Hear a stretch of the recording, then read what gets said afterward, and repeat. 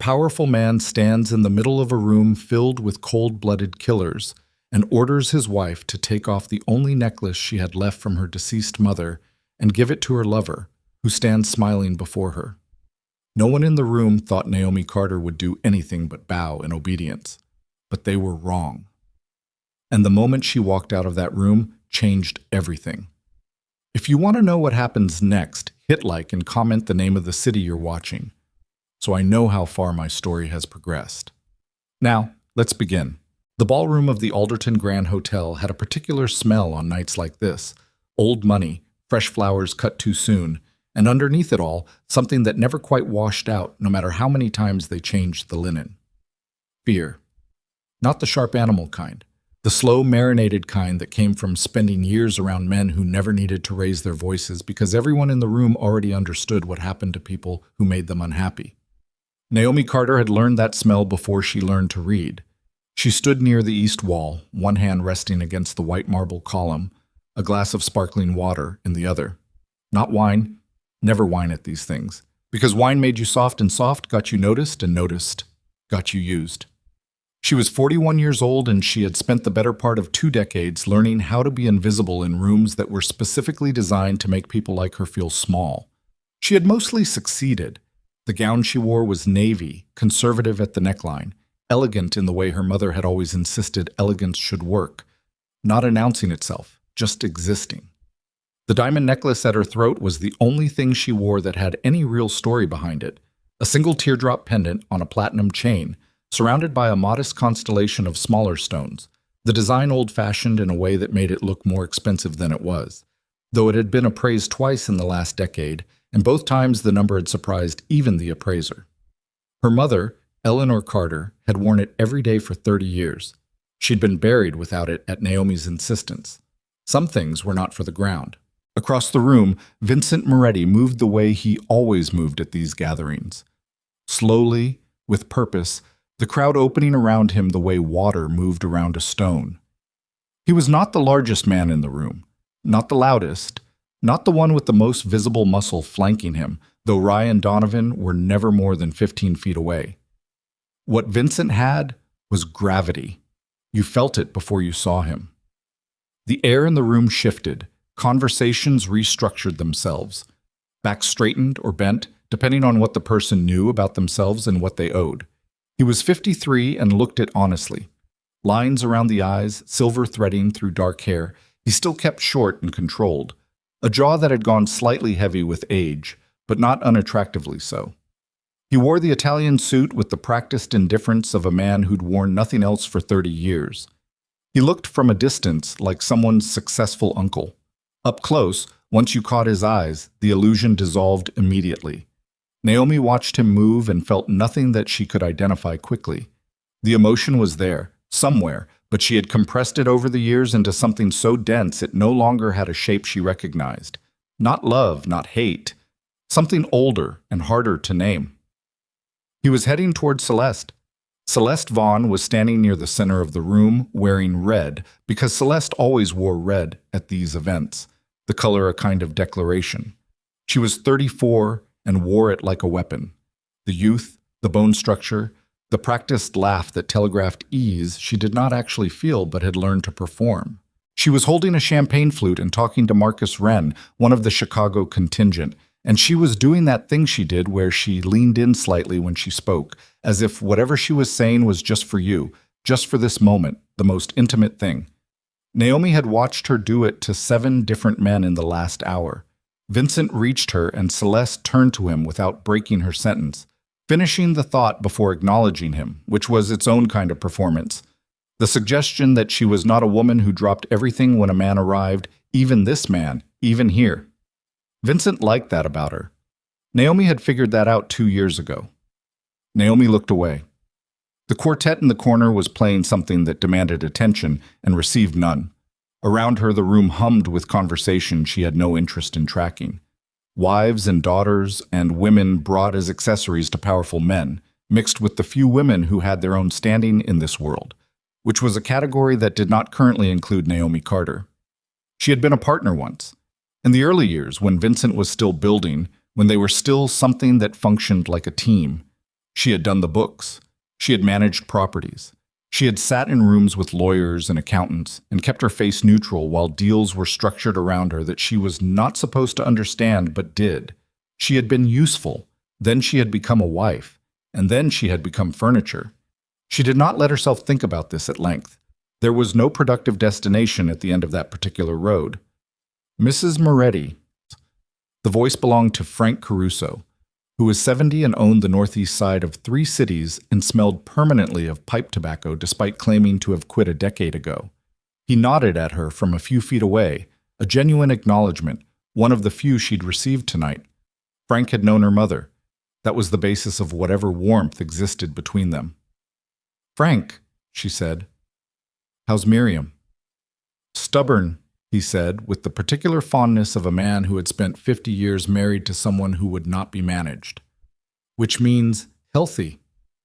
Give her my love." "I will." He hesitated, then, "You look well, Naomi."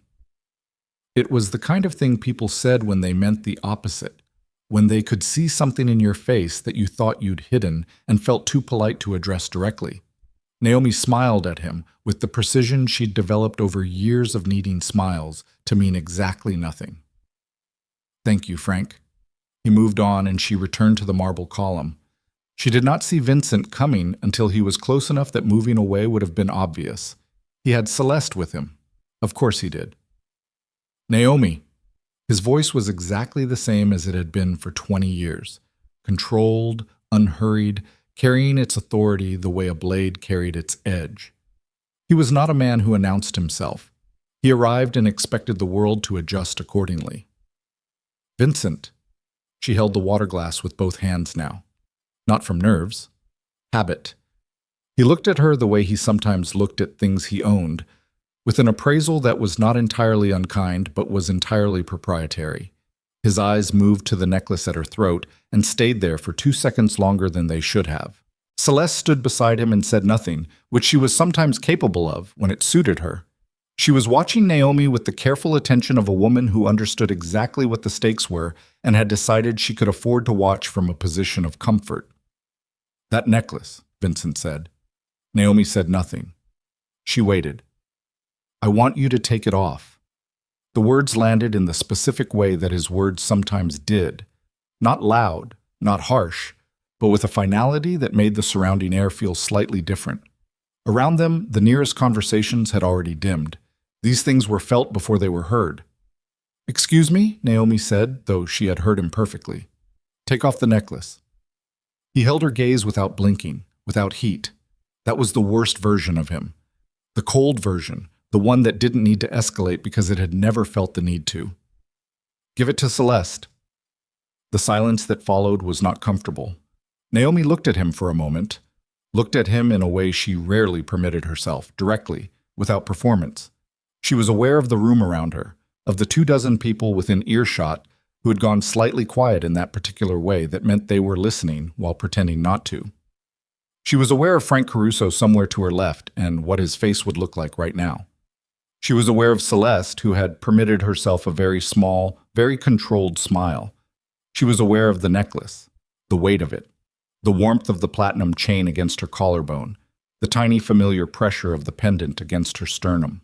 Her mother had worn it to Naomi's first dance recital at age 7, and her graduation at 22, and the hospital at the end when the weight of it on her chest had become difficult, and she'd finally let Naomi unclasp it for her and press Naomi's hands around it, and said without particular ceremony, "You know what this is. Don't let anyone tell you different." Naomi set her water glass on the tray of a passing server with a steadiness she was not entirely feeling. "No," she said. The word was quiet. It did not require volume. It simply existed, fully formed, where the compliance should have been. Vincent's jaw moved slightly. Not surprise. He had long since trained himself out of visible surprise. But something adjacent to it, a recalibration. "Naomi." "The necklace belonged to my mother," she said, and her voice was the same temperature it had been when she'd been talking to Frank Caruso, which was to say, present, composed, and giving nothing away. "It belongs to me. I'm not removing it. This isn't, and I'm not giving it to anyone." Celeste's small smile had stiffened slightly. She had expected capitulation within 30 seconds. Naomi could see it in the way her shoulders had settled when Vincent made the demand. This was taking longer than anticipated. Vincent looked at his wife, and for a moment the calculation was visible. Barely, but Naomi had spent 20 years learning to read the minute variations in that face, and she could see it. He was deciding. He was deciding how far to push this, and what it would cost to push it here, in this room, in front of these people. Everything I own is part of this family, he said, and the framing of it, the specific way he claimed ownership, was not accidental. That includes, "You are mistaken about what you own," Naomi said. Not loudly, not with anger, just with the calm specificity of someone correcting a factual error. The room had entirely stopped pretending not to listen. That happened sometimes when something in the air shifted and the social mechanics of pretense became too expensive to maintain. Naomi could feel 30 sets of eyes without seeing them. Vincent looked at her for a long moment. Something moved through his expression that she could not fully identify. Not anger, not yet, or perhaps anger at a depth that hadn't reached his surface and might not here, tonight, with this audience. He was a man who understood the value of controlling what a room saw. "We'll discuss this later," he said, and turned away from her, which was its own kind of dismissal, the kind that announced to the room that he had chosen, consciously, to de-escalate, while simultaneously making clear that the matter was not closed. It was a move designed to reclaim the room's impression of him without visibly retreating. Celeste lingered a half-second longer than was strictly necessary, long enough to make sure Naomi felt the intention, and then followed him. The room breathed. Naomi stood against the marble column and felt her heartbeat in her fingers and her throat and kept her face arranged in its practiced neutrality. She picked up a fresh glass of water from a nearby table. She needed something in her hands, and looked at the middle distance and let 30 seconds pass before she permitted herself a full breath. She had not expected to say no. She had not planned it. There had been no decision, no bracing moment of resolve in the days leading up to tonight.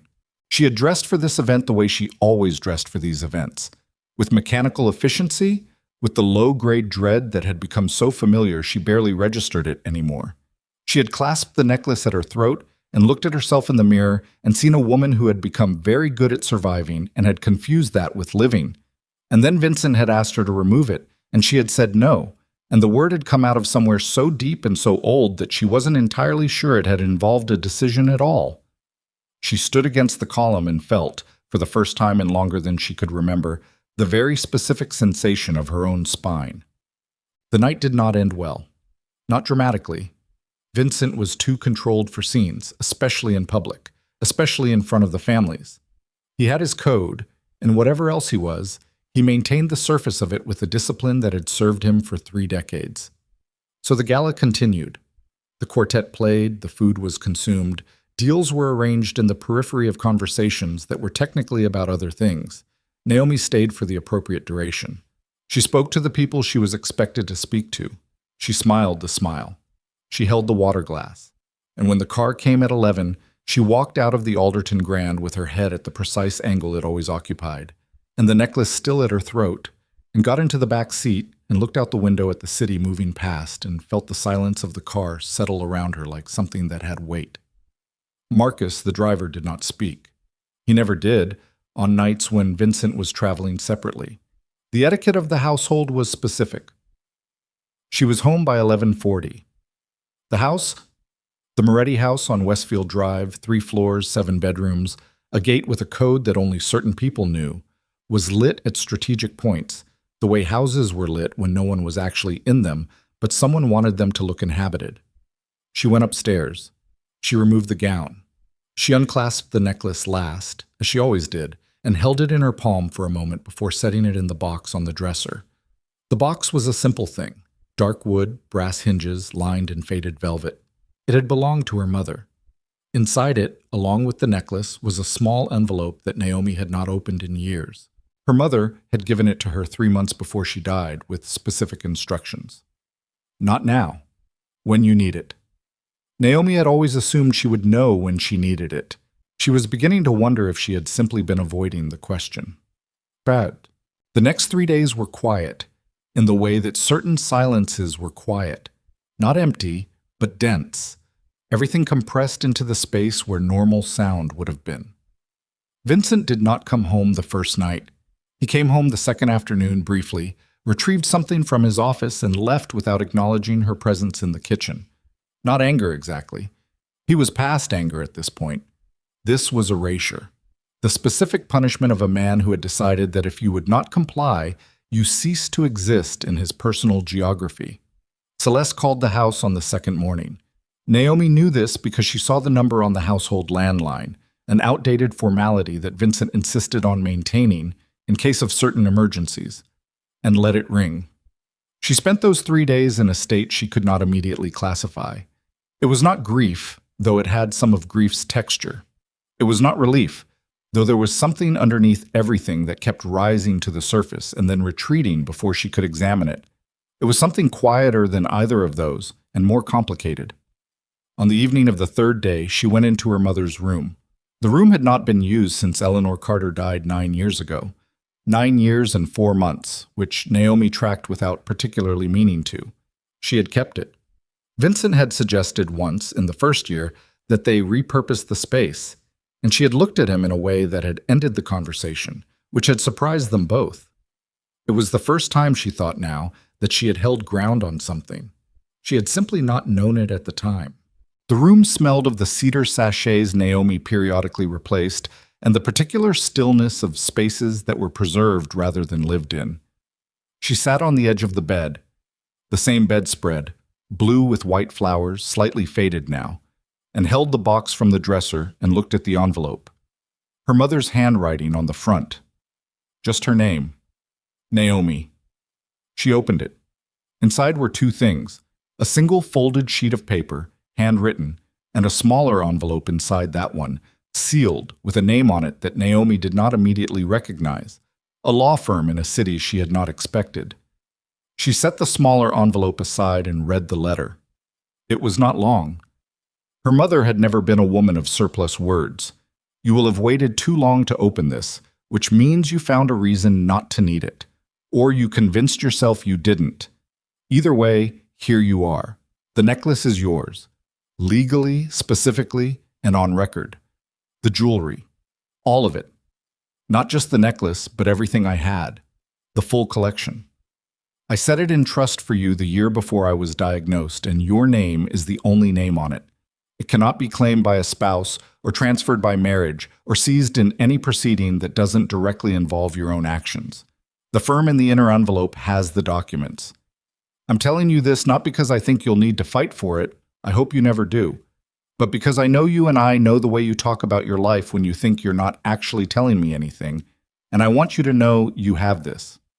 Whatever else happens, you have this. Don't let anyone tell you different. Naomi sat with the letter in her hands for a long time. The cedar smell of the room, the faded blue bedspread, the particular texture of her mother's handwriting, slightly uneven in the final years from the arthritis in her right hand, but still precise, still her mother in every stroke. She had not cried in 2 years. She had made a private, functional decision about it. Not from toughness exactly, more from exhaustion, the understanding that there was a certain kind of crying that released nothing and simply left you depleted in a house where no one noticed either way. She did not cry now. She read the letter again, slower. Then she set it on the bed beside her and picked up the inner envelope and looked at the law firm's name. Halcott and Brennan. She had never heard of them. She had never needed to hear of them. She held the envelope and felt something shift in the room, not external, not the cedar or the stillness or the faded bedspread, but something in the architecture of herself, something that had been oriented a particular direction for a very long time and was reconsidering. She called Halcott and Brennan the next morning.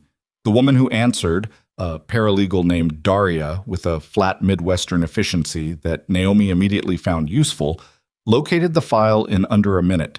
Naomi's name was primary contact. Everything her mother had told her in the letter was accurate, and the documentation was extensive.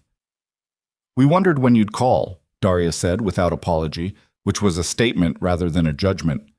Mrs. Carter was very specific about the instructions.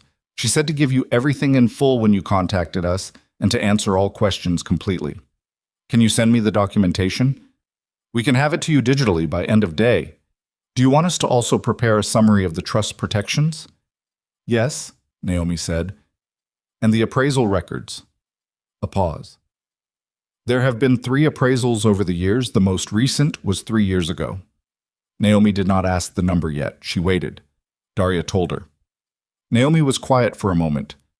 I see, she said. The number was not small. Us. She did not go to Vincent with the information. She understood, in the days that followed, quiet days, days of reading documents on her laptop in her mother's room with the door closed, that whatever happened next would be determined by how she used what she now knew, and that the temptation to use it as a weapon was the wrong instinct. Her mother had not left her a weapon. She had left her a foundation. The difference mattered. Vincent's absence from the house had shifted from pointed to simply logistical.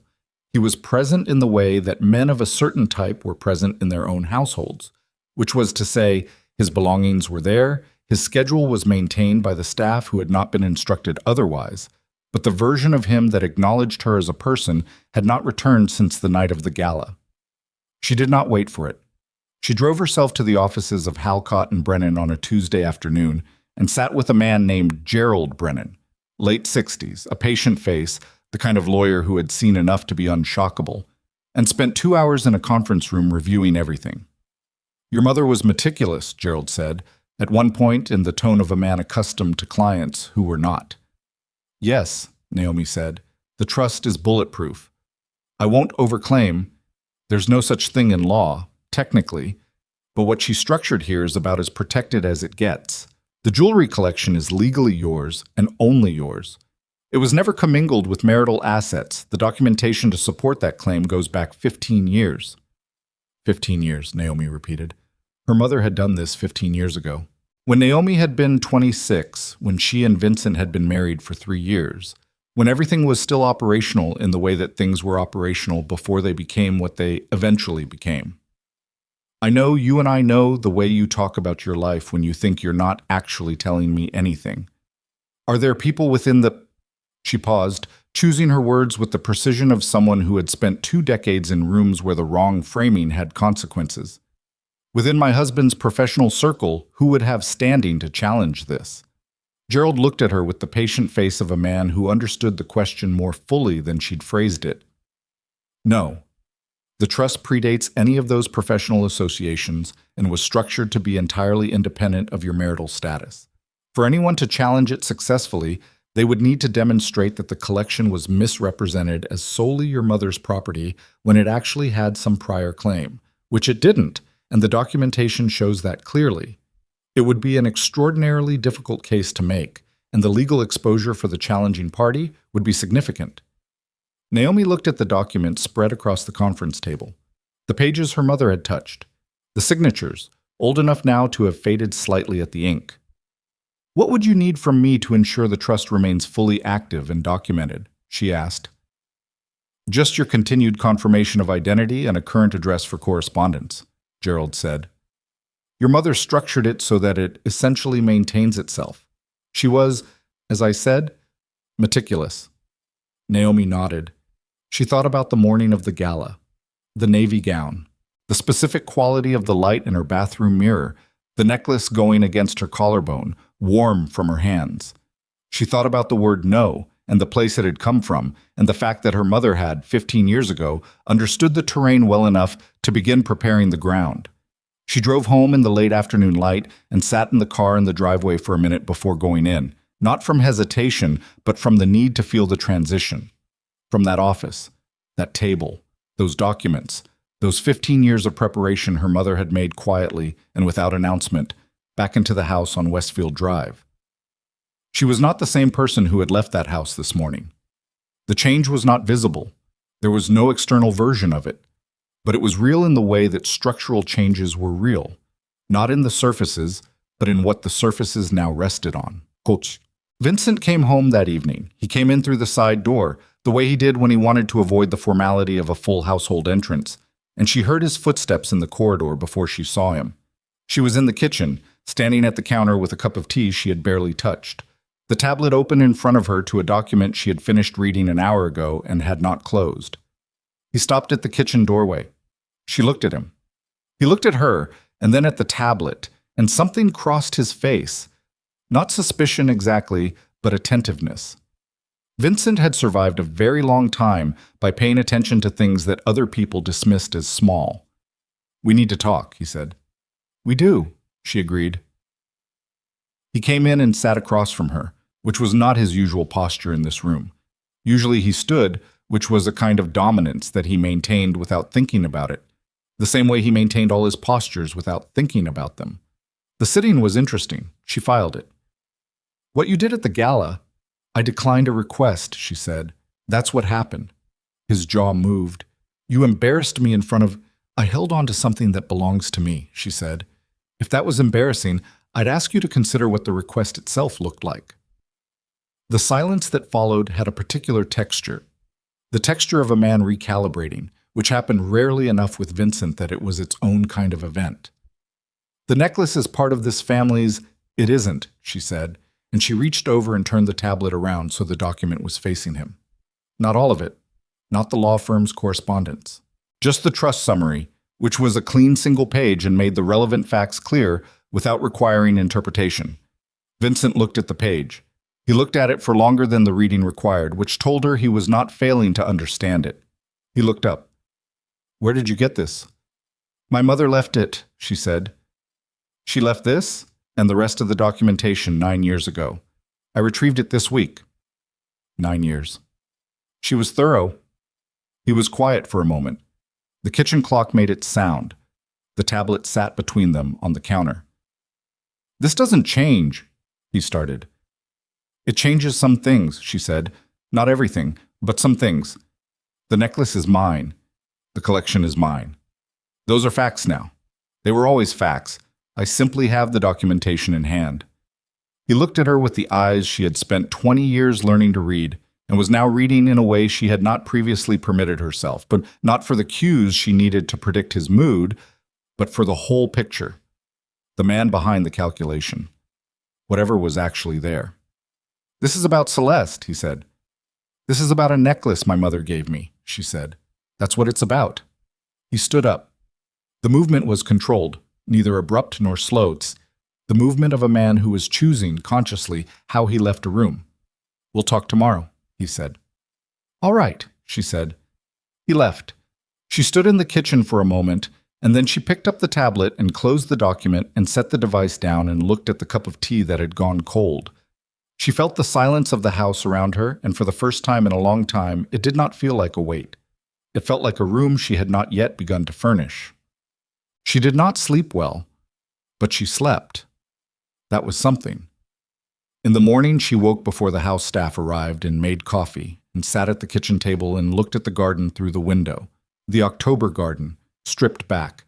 The beds prepared for winter by the groundskeeper last week. The ornamental trees leafless and structural in the pale early light. She was still sitting there when her phone buzzed. It was not a name she immediately recognized. Then she placed it.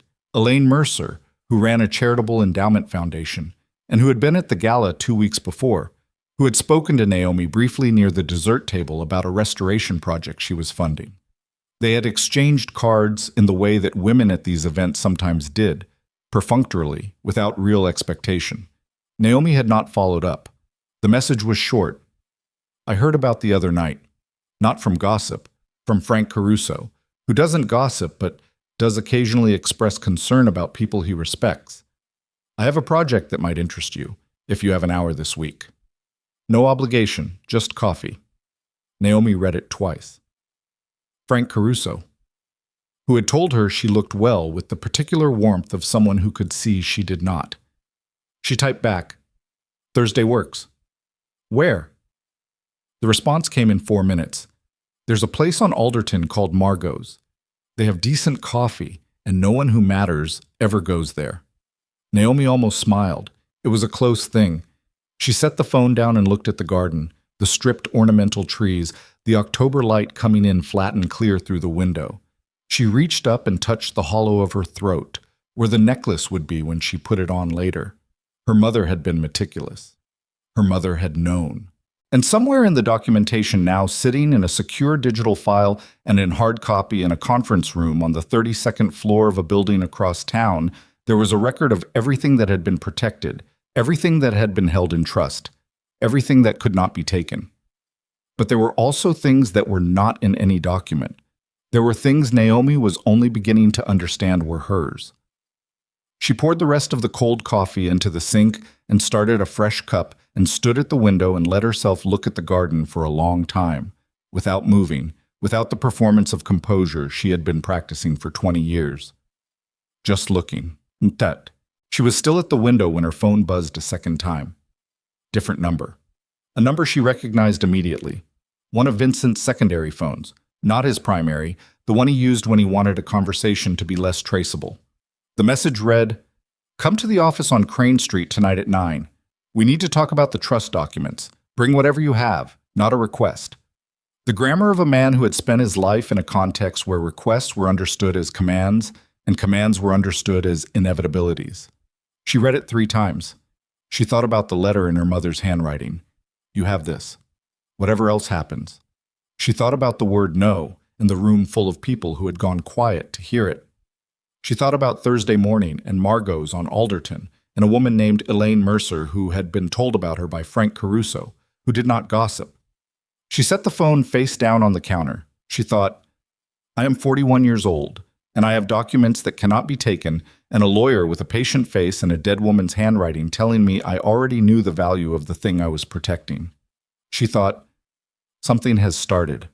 I did not choose the moment, but I chose the word." She picked up the phone and looked at the message again, and she began very carefully to think about what she was going to do next. She went to Crane Street at 9, not because the message commanded it, because she had decided in the hour between reading it and calling Marcus to arrange the car that there was a version of this conversation she needed to have, needed in the way that certain necessary unpleasant things were needed, the way a tooth that had been hurting for months finally needed to come out. Avoidance was its own kind of damage. She wore the necklace. That was a decision too. The office on Crane Street was not the main operation. That was in a building downtown that had 3 floors of legitimate import business above it and 2 floors of everything else below, and Vincent conducted his serious work there. Crane Street was smaller, older, the kind of space that looked like a commercial accountant's office from the outside, and functioned as a place where Vincent met with people he wanted to meet with quietly. The building had no cameras on the exterior. That was not an accident. Marcus pulled up at 2 minutes before 9, and she got out without waiting for him to open the door, which was a habit he had stopped trying to override after the first year. She told him she'd call when she was ready, and walked to the door and pressed the buzzer, and Donovan let her in without a word. Vincent was inside, standing behind the desk that dominated the main room. Standing, not sitting, which was information. He was in a different suit than the one she'd seen him in the previous night, charcoal instead of navy, which meant he had not been home in between. That was also information. Across from him, in one of the 2 chairs that faced the desk, sat a man named Leo Ferris. She had not expected Leo Ferris. Leo was Vincent's consigliere, a title that sounded more formal than it functioned in practice. What Leo actually was being closer to the man who told Vincent what he did not want to hear in language he would accept hearing it in. He was 58, compact, with the kind of stillness that came from a lifetime of being in rooms where reading the room correctly was a matter of survival. He was not a man who made unnecessary movements. He rose when Naomi entered, which was a courtesy that had its own weight in a room like this, in a world like this.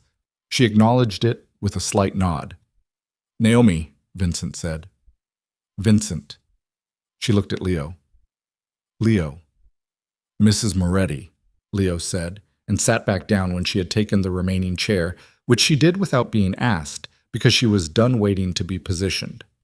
Vincent looked at her from behind the desk with the expression he wore when he was managing something.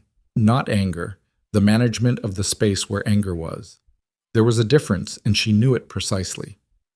"The documents you showed me," he said. "I need to understand where they came from." "I told you," she said. "My mother." "Your mother has been dead for 9 years." "She was thorough," Naomi said. It was the same word she had used the previous night, and she used it again deliberately, because repetition in Vincent's world had a particular function. It announced that the position was not going to shift. Vincent looked at Leo. Leo looked at Naomi. "Mrs. Moretti, I want to be direct with you." "Please?"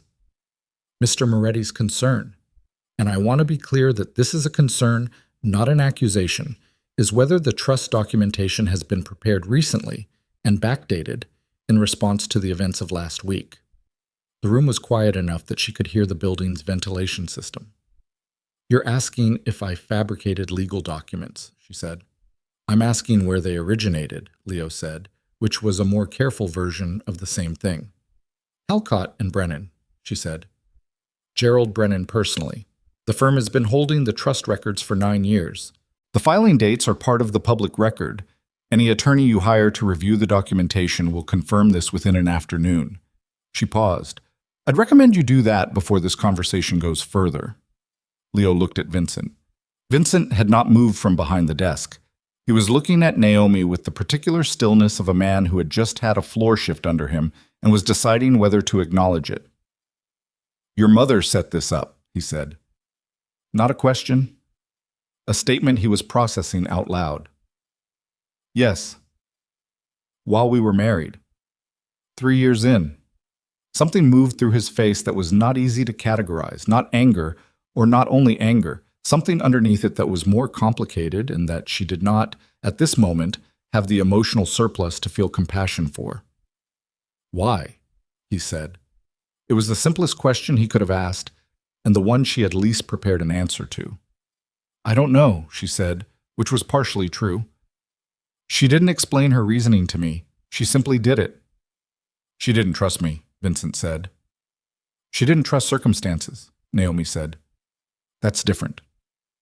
The distinction landed in the room, and Vincent looked at it and did not respond to it directly, which was his way of acknowledging something he could not refute. Leo cleared his throat. "The practical question," he said, in the tone of a man returning a conversation to ground it can stand on, "is whether any of the collection has been represented as a marital asset in any financial documentation. If it has, there's a discrepancy that needs to be addressed." "The collection was never represented as a marital asset," Naomi said, "because it never was one. I don't know what documentation exists within your organization that would suggest otherwise, but if it does, the error originated there, not in the trust." She held Leo's gaze. "I'd suggest reviewing that documentation carefully before any decisions are made." Leo looked at her with what she thought might be, underneath everything, a degree of respect. It was not warm. Leo Ferris was not a warm man, but it was recognition, the specific kind that professionals extended to other professionals who had arrived prepared. "I'll make some calls in the morning," Leo said, to Vincent rather than to her. Vincent nodded, once, the minimal acknowledgement of a man who had reached the end of what he intended to say in this meeting. Naomi stood. "Is there anything else?" she asked. Vincent looked at her. The space between them in the room was not large, 6-7 feet across the desk, and yet it felt like something that had recently become much wider, and not entirely because of the documents. "The necklace," he said. She waited. "Keep it," he said. The words were flat, without magnanimity, which meant they cost him something to produce. "I know," she said.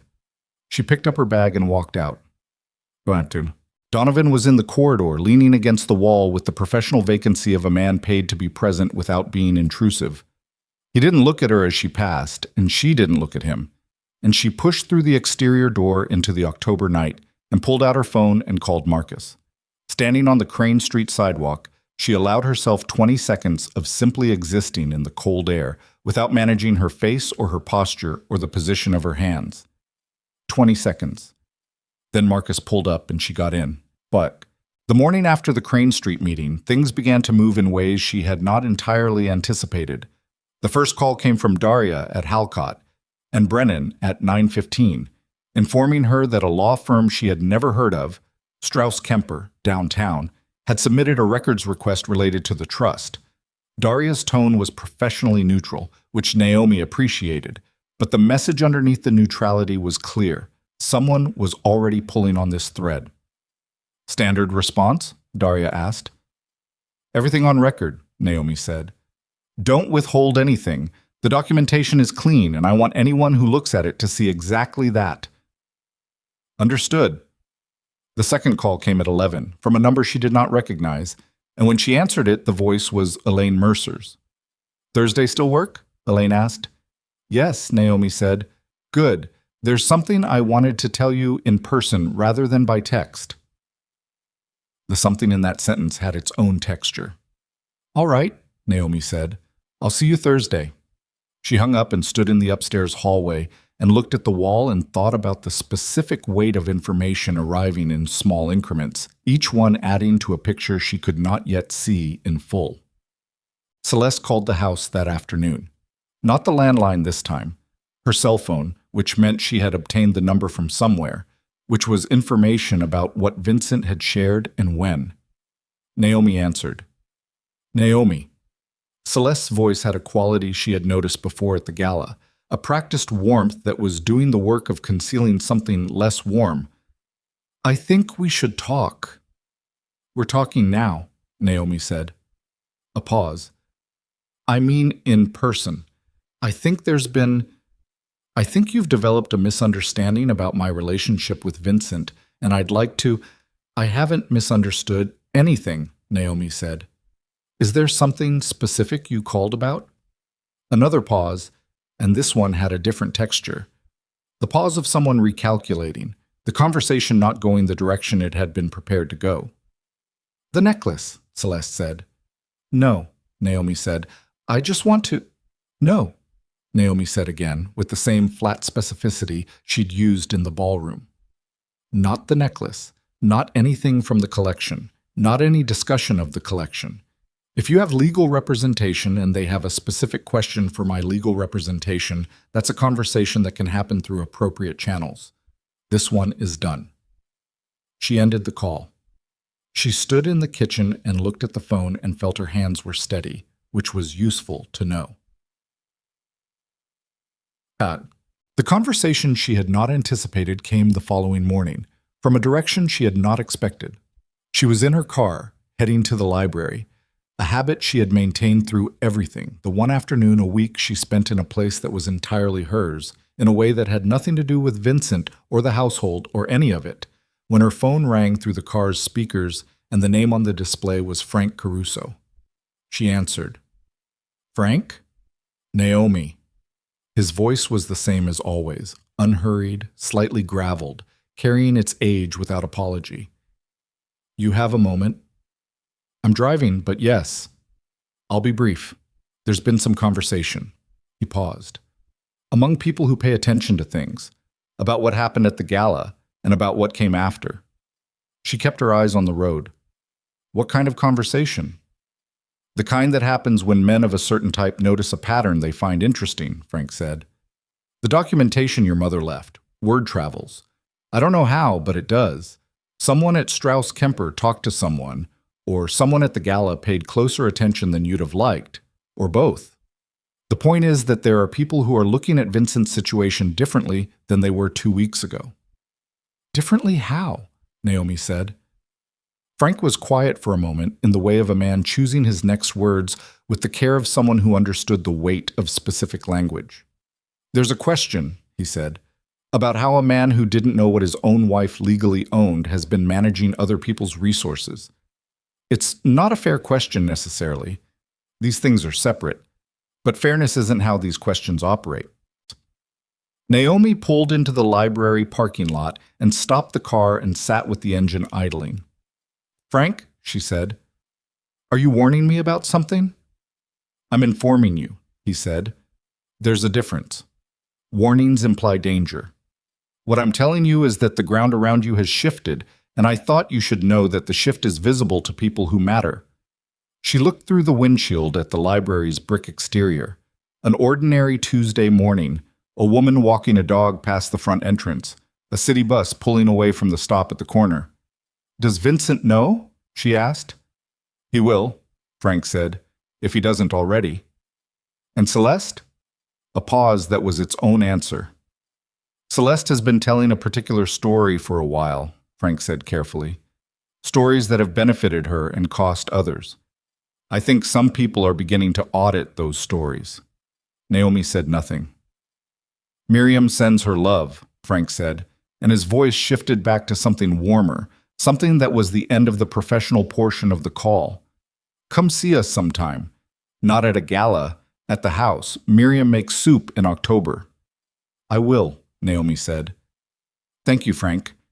She sat in the car for a long time after he hung up. The stories Celeste had been telling, the auditing of those stories, the way certain rooms were looking at Vincent with a recalibrated gaze. She had not set out to do this. She had held on to a necklace and said a word, and the ground had shifted in ways she was still only partially mapping.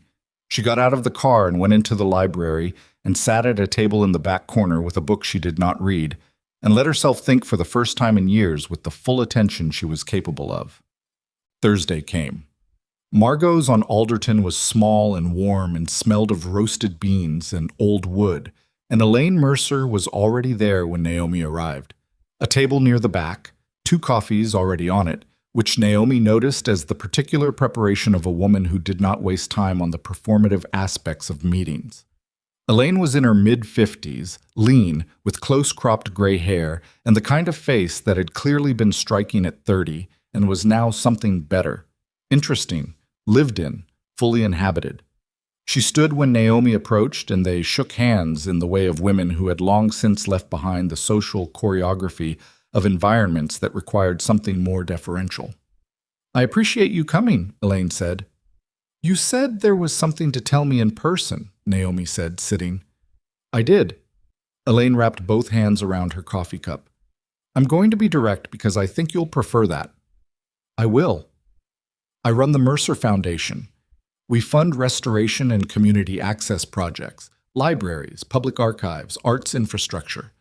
We're mid-campaign for a new initiative, and I've been looking for someone to lead the community outreach arm. It's a real position, compensated properly, demanding in the way that real work is demanding. She paused. Frank Caruso has spoken about you in contexts where people were discussing exactly this kind of role. Before the gala, before any of what's happened recently. I want to be clear about that. The gala didn't create my interest in you. It just prompted me to reach out sooner. Naomi looked at her. Why me specifically? She said. Because Frank said you were the most competent person in every room you entered, and you'd spent 20 years making sure no one noticed, Elaine said. And because I've done enough of this work to know that what I need is not someone with an impressive resume. I need someone who knows how to pay attention. She looked at Naomi steadily. I think you've been paying attention for a very long time. The coffee shop noise around them, the grinder, the low conversation at other tables, a chair scraping, seemed to occupy some other layer of the room entirely. I haven't worked in a professional capacity and, Naomi started. I know what your life has looked like, Elaine said, not unkindly. I'm not asking about your resume. I'm asking if the work interests you. Naomi picked up her coffee cup, set it down without drinking. Tell me about the initiative, she said. Elaine told her. They sat in Margot's for 2 hours, and the coffee went cold, and neither of them moved to replace it, the conversation going where it went without the social maintenance of the cups as props. Naomi asked questions that Elaine answered without condescension, and Elaine asked questions that Naomi answered without the hedging she had spent 20 years applying to her own opinions as a matter of reflex. When they finally stood to leave, Naomi felt something she did not immediately name. It was the sensation of a muscle that had been unused for a very long time, moved for the first time, aching in the specific way that meant it was still there. Think about it, Elaine said. I will, Naomi said, and meant it in a way she had not meant that phrase for years. Shmushkin. She was 3 blocks from the house on Westfield Drive when Marcus's phone, not hers, rang through the car's system. He answered it, listened for 4 seconds, and said, Yes, sir. He glanced at her in the rearview mirror. Mr. Moretti asks that you come to the main office, Mrs. Moretti. He says it's important. The main office. Downtown. 2 floors of import business and 2 floors of everything else, and the room on the 3rd floor where Vincent had conducted his most serious conversations for 15 years. She looked out the window. Fine, she said. Take me there. The 3rd floor room was not a conference room in any formal sense. It had a long table and chairs, but the walls were lined with the kind of bookshelves that were functional rather than decorative, and the room had the close, particular atmosphere of a space where the air had absorbed decades of difficult conversations. There were 4 people at the table when she was shown in. Vincent at the head, Leo Ferris to his left, a man she recognized as Paul Decker, one of the Chicago contingent present at the gala, with a reputation for the specific kind of patience that preceded very decisive action. And a woman she had never seen before, mid-40s, dark hair, a suit with the particular cut of someone who had not bought it in this country. She was holding a pen and not writing anything, which meant the pen was for her hands rather than for notes. No Celeste. That was the first thing Naomi noticed. No Celeste, and Paul Decker present, and the woman with the foreign-cut suit, and Leo with an expression that was more carefully neutral than usual. "Naomi," Vincent said, "sit down." She sat. "We've completed the review of the trust documentation," Leo said, taking it from Vincent in the manner of someone who had been designated to conduct this portion. "Halcott and Brennan's records are clean. The filing dates are confirmed. The trust is legitimate." "Yes," Naomi said. "The question now," Leo said, "is whether any of the collection has been misrepresented in any of our organizational filings." He paused. "The preliminary review suggests it may have been." The room was very quiet. "By whom?" Naomi said. Leo glanced at Vincent. Vincent was looking at the table. "There are documents," Leo said, "filed approximately 2 years ago that reference the jewelry collection as a Moretti family asset. These documents were prepared by our financial office." Another pause. "At the instruction of someone who had access to that office." Naomi looked at Vincent. "How long have you known this?" "Since yesterday morning," he said. His voice was different than she had heard it recently. Flatter, the control more effortful. "When Strauss-Kemper came back with their review." "Who filed those documents?" she said. The woman with the foreign-cut suit looked at Naomi for the first time directly. She had eyes that were assessing in the way of someone professionally trained to assess. "That's what we're determining," the woman said. Her accent placed her somewhere in Eastern Europe, her English precise. "But the circumstantial trail is not ambiguous." Naomi looked at Vincent. He raised his eyes from the table and looked back at her. And in his face she saw something she had not seen there in more than a decade. Not remorse exactly, because Vincent did not operate in the register of remorse. Something more structural than that. The look of a man who had built something on a particular understanding of events and had just discovered the understanding was false. "She told me the collection was listed as a shared asset in your mother's original estate," he said. 2 years ago, when I was restructuring the holdings. She said she'd reviewed the documentation." Naomi said nothing. "She said, 'I heard you,'" Naomi said. The room held the weight of what had just been said. Paul Decker was looking at his hands. Leo was looking at a point on the wall to Naomi's left. The woman with the pen was watching Vincent with the particular attention of someone who was cataloging responses for a purpose that had not yet been named. Vincent looked at his wife across the table that had absorbed 15 years of difficult conversations, and something in his face was the look of a man arriving, very late, at a destination he had been traveling toward without knowing it. "I've known Celeste 4 years," he said, and the sentence had no conclusion, which was its own conclusion. Naomi picked up her bag from the floor beside her chair. "I'm going to leave now," she said. "And I'm going to ask Gerald Brennan to reach out to Leo tomorrow about the misrepresented filings, so that can be corrected through the appropriate process." She stood. "Is there anything else you need from me tonight?" Vincent looked at her. "Naomi, is there anything else you need from me tonight?" she said again. Not louder, not harder, just again. A long moment. "No," he said. She walked to the door. Behind her, as her hand was on the handle, she heard Paul Decker say, not to her, to the room, "The Vaughn woman has been in contact with the Harrow Group." She did not turn around. She pushed through the door and walked down the corridor and pressed the elevator button and stood with her back straight and her hands at her sides and waited for the doors to open. The Harrow Group. She knew the name. Everyone in proximity to this world knew the name, the way people knew the names of certain weather systems. Not because they had experienced them directly, but because the people around them spoke of them in the specific register of things that were dangerous in ways that were larger than ordinary danger. The elevator arrived and she got in and watched the doors close on the corridor and the third-floor room and whatever was happening inside it, and she put her hand flat against the cool metal wall and stood very still while the elevator descended. The Harrow Group. Celeste had been filing false documents with Vincent's financial office for 2 years and making contact with a rival organization, and Vincent had brought Naomi into that room tonight, which meant one of two things. Either he wanted her to know, or he wanted witnesses to the fact that she now knew, and she was not yet certain which one it was. The elevator reached the ground floor. The doors opened onto the lobby. She walked through it and out into the night air, and stood on the downtown sidewalk and called Marcus and looked up at the building and at the lit windows on the third floor, and understood, with the cold clarity of someone who had just stepped off solid ground without a clear view of what was underneath, that whatever had begun at the gala with a word and a necklace had now become something she could not step back from, even if she wanted to. She did not sleep. Not from anxiety, or not only from that. It was more the sensation of a mind that had passed through some threshold and could not return to the side where rest was possible. She lay in the bed in the Westfield Drive house and stared at the ceiling and listened to the house make its sounds. The settling, the ventilation, the particular silence of a large space occupied by someone alone, and turned the evening over in her mind the way you turned a stone, looking for what was underneath.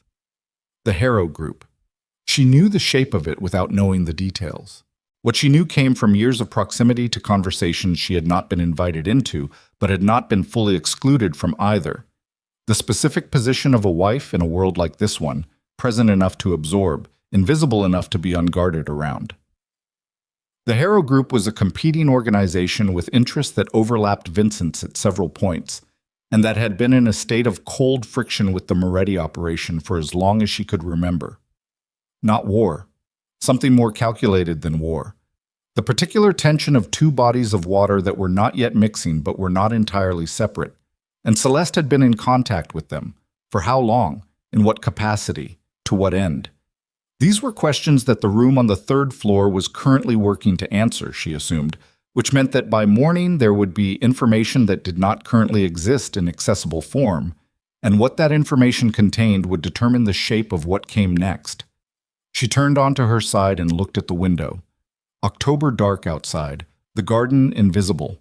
Her mother had been dead for 9 years and 4 months and had known, 15 years before that something in the structure of Naomi's life required a foundation she was not currently standing on. Had built it quietly, without announcement, without even telling Naomi it existed, trusting her daughter to find it when the ground began to shift. The ground was shifting now in ways her mother could not have anticipated specifically, but the foundation held. That was something. She was awake when the first light came. Chitak. Gerald Brennan called at 8:15 MTO. "I've been contacted," he said without preamble, which was his way when something was time-sensitive. "By a law firm I had not previously dealt with. They claimed to represent a party interested in disputing the trust's validity." Naomi was standing at the kitchen window with her coffee. "On what basis?" "Procedural," Gerald said, and she could hear in his voice the specific dryness of a lawyer who found the argument thin. "They're claiming the trust was not properly disclosed as part of your mother's estate proceedings, which is incorrect, and demonstrably so. But the filing creates a timeline issue. It introduces a legal question that, even if we resolve it entirely in your favor, requires resolution before the trust can be acted upon in certain ways." "How long does resolution take?" "Weeks, potentially. If they're willing to be obstructive, longer." A pause. "Naomi, this filing was made yesterday evening, within hours of your meeting at the Moretti offices." She set the coffee cup down. "Someone in that building," she said. "I'm not in a position to know that," Gerald said carefully. "What I can tell you is that the timing is precise enough to suggest someone with knowledge of that meeting." She looked at the garden, the bare ornamental trees, the October morning light, clear and cold. "What do you need from me?" she said. "Nothing yet. I want you to be aware, and I want you to hold off on any public statements or actions related to the collection until we've addressed this. The stronger play is to let us work through the challenge quietly and completely, rather than escalate in a way that gives the filing more weight than it deserves. Understood. Well, one more thing, Gerald said, and his voice shifted slightly, not gravely, but with the particular weight of a man about to say something he had considered carefully. There's a gathering. I've heard from 2 separate sources in the last 12 hours that the families, the major ones, are convening at the Carstone venue on Saturday. Formally. Something has triggered a full council meeting, and I don't have clarity yet on what. Naomi was very still. A full council. The families, the heads, the people whose presence in one room meant that something had moved past the level of negotiation between individuals into territory that required collective acknowledgement. Saturday, she said. Day after tomorrow. She picked up her coffee cup again and held it with both hands. Thank you, Gerald, she said. Be careful, he said, and hung up. Eat. The call from Leo Ferris came at 10. I need to meet with you, he said. Not at Crane Street, somewhere neutral. Margot's on Alderton, she said. Noon. A pause. Fine. She was there at 11:50. She ordered coffee she didn't need and sat at the back table, Elaine Mercer's table, she thought, which seemed appropriate in a way that was too complicated to fully articulate, and watched the door. Leo came in at noon exactly. He was alone, which was unusual for Leo in any context outside his own home. He sat across from her and ordered nothing and folded his hands on the table and looked at her with the expression of a man who had been awake for the same number of hours she had. How much do you know? He said. Not a framing question, so it's a genuine request for information. Tell me what you know, she said. I'll tell you what matches. A beat. He accepted this. The Celeste situation is worse than what was presented last night. How much worse? The contact with the Harrow group goes back 14 months, Leo said, and his voice was the voice of someone reciting facts he found personally unpleasant in the specific way of a man whose professional identity was built on knowing things before they became problems. It's not informal contact. There are records, financial, communication, that suggest an active information exchange. Naomi looked at him. She's been passing information to the Harrow group. We believe so. About Vincent's operations. About several things. Leo unfolded his hands and refolded them, the only sign of agitation she had ever seen from him. Including the collection. She felt the specific cold that came from the center of things, rather than from temperature. What about the collection, she said. Leo looked at her steadily. The false filing, the one representing the collection as a Moretti asset, was not made to benefit the organizational holdings. We believe it was made to create a claim that could be leveraged by someone other than Vincent. The coffee shop noise continued around them at its normal volume, entirely indifferent. She was going to use the collection, Naomi said. Not a question. As leverage against Vincent, with the Harrow group. That's the working understanding, Leo said. The filing put the collection nominally within the Moretti organizational structure, which made it, theoretically, accessible in any proceeding involving the organization. If the Harrow group moved against Vincent through legal channels or forced a restructuring, the collection could theoretically be part of the asset pool. Naomi sat with this for a moment. She needed my collection, she said slowly, to give the Harrow group something concrete that they could use to force a legal action against Vincent, and she filed false documents to make the collection appear to be part of his holdings so that it could be seized in any such action. She looked at Leo, and Vincent didn't know. Vincent did not know, Leo confirmed. He believed the collection was legitimately a shared asset because she told him it was. He had no reason to verify. The marriage predated his involvement with her, and he trusted the representation. For 2 years he believed my mother's jewelry belonged to his organization, Naomi said. Leo said nothing, which was its own answer. She looked at the table, at the coffee cup, at her own hands, which were steady in the way that they were sometimes steady when the thing she was processing was too large to produce the ordinary physical responses. Her mother had built a foundation, 15 years ago, and someone had spent 2 years trying to quietly demolish it without Naomi even knowing it existed. The legal challenge to the trust, she said. Likely connected, Leo said. If the trust's validity is in question, the filing looks less fraudulent. It looks like a reasonable representation of an ambiguous asset status. But the trust filing dates are confirmed. They are, which is why the legal challenge will fail. But in the window between the challenge and its resolution, the Carstone meeting on Saturday, Naomi said. Leo went very still. How do you know about that? He said. Gerald Brennan. A long pause. He's well informed. He's careful, she said. What's the agenda? Leo looked at her with the particular look of a man deciding how far his obligations extended in a situation that had moved past its original parameters. He had been Vincent's consigliere for 11 years. He was sitting in a coffee shop on Alderton Street talking to Vincent's wife about things that had never been part of what he understood his role to include. Celeste has requested a hearing, Leo said, before the council. Naomi looked at him. She's requesting standing, he said. Formal standing. As she's using the term partner, which in the context of a council meeting carries specific implications. He paused. She intends to present the false filing as evidence of her legitimate interest in the Moretti holdings. She's framing it as documentation of a shared enterprise. The room felt briefly smaller. She's going to walk into a room full of the most powerful criminal organizations on the Eastern Seaboard, Naomi said slowly, and present fraudulent documents as evidence of her claim to Vincent's assets. In front of people who will make decisions based on what she presents, Leo said, before the legal challenge to your trust resolves, while the status of the collection is technically in question. And if the council acknowledges her standing, then what she's built over 14 months with the Harrow Group becomes, structurally, more difficult for Vincent to contest without appearing to be in conflict with the council's determination. Naomi was quiet for a long moment. She's very good, she said. The words came out with a flatness that surprised even her. Not admiration, not anger, something colder and more objective. An assessment. The specific recognition of someone who had just understood the full architecture of what had been built around her without her knowledge. Yes, Leo said. She is. And you're telling me this, Naomi said, because... Leo looked at her hands on the table and then at her face. Because you're the only person in this situation who has documentation that is clean and verified and predates all of it, he said.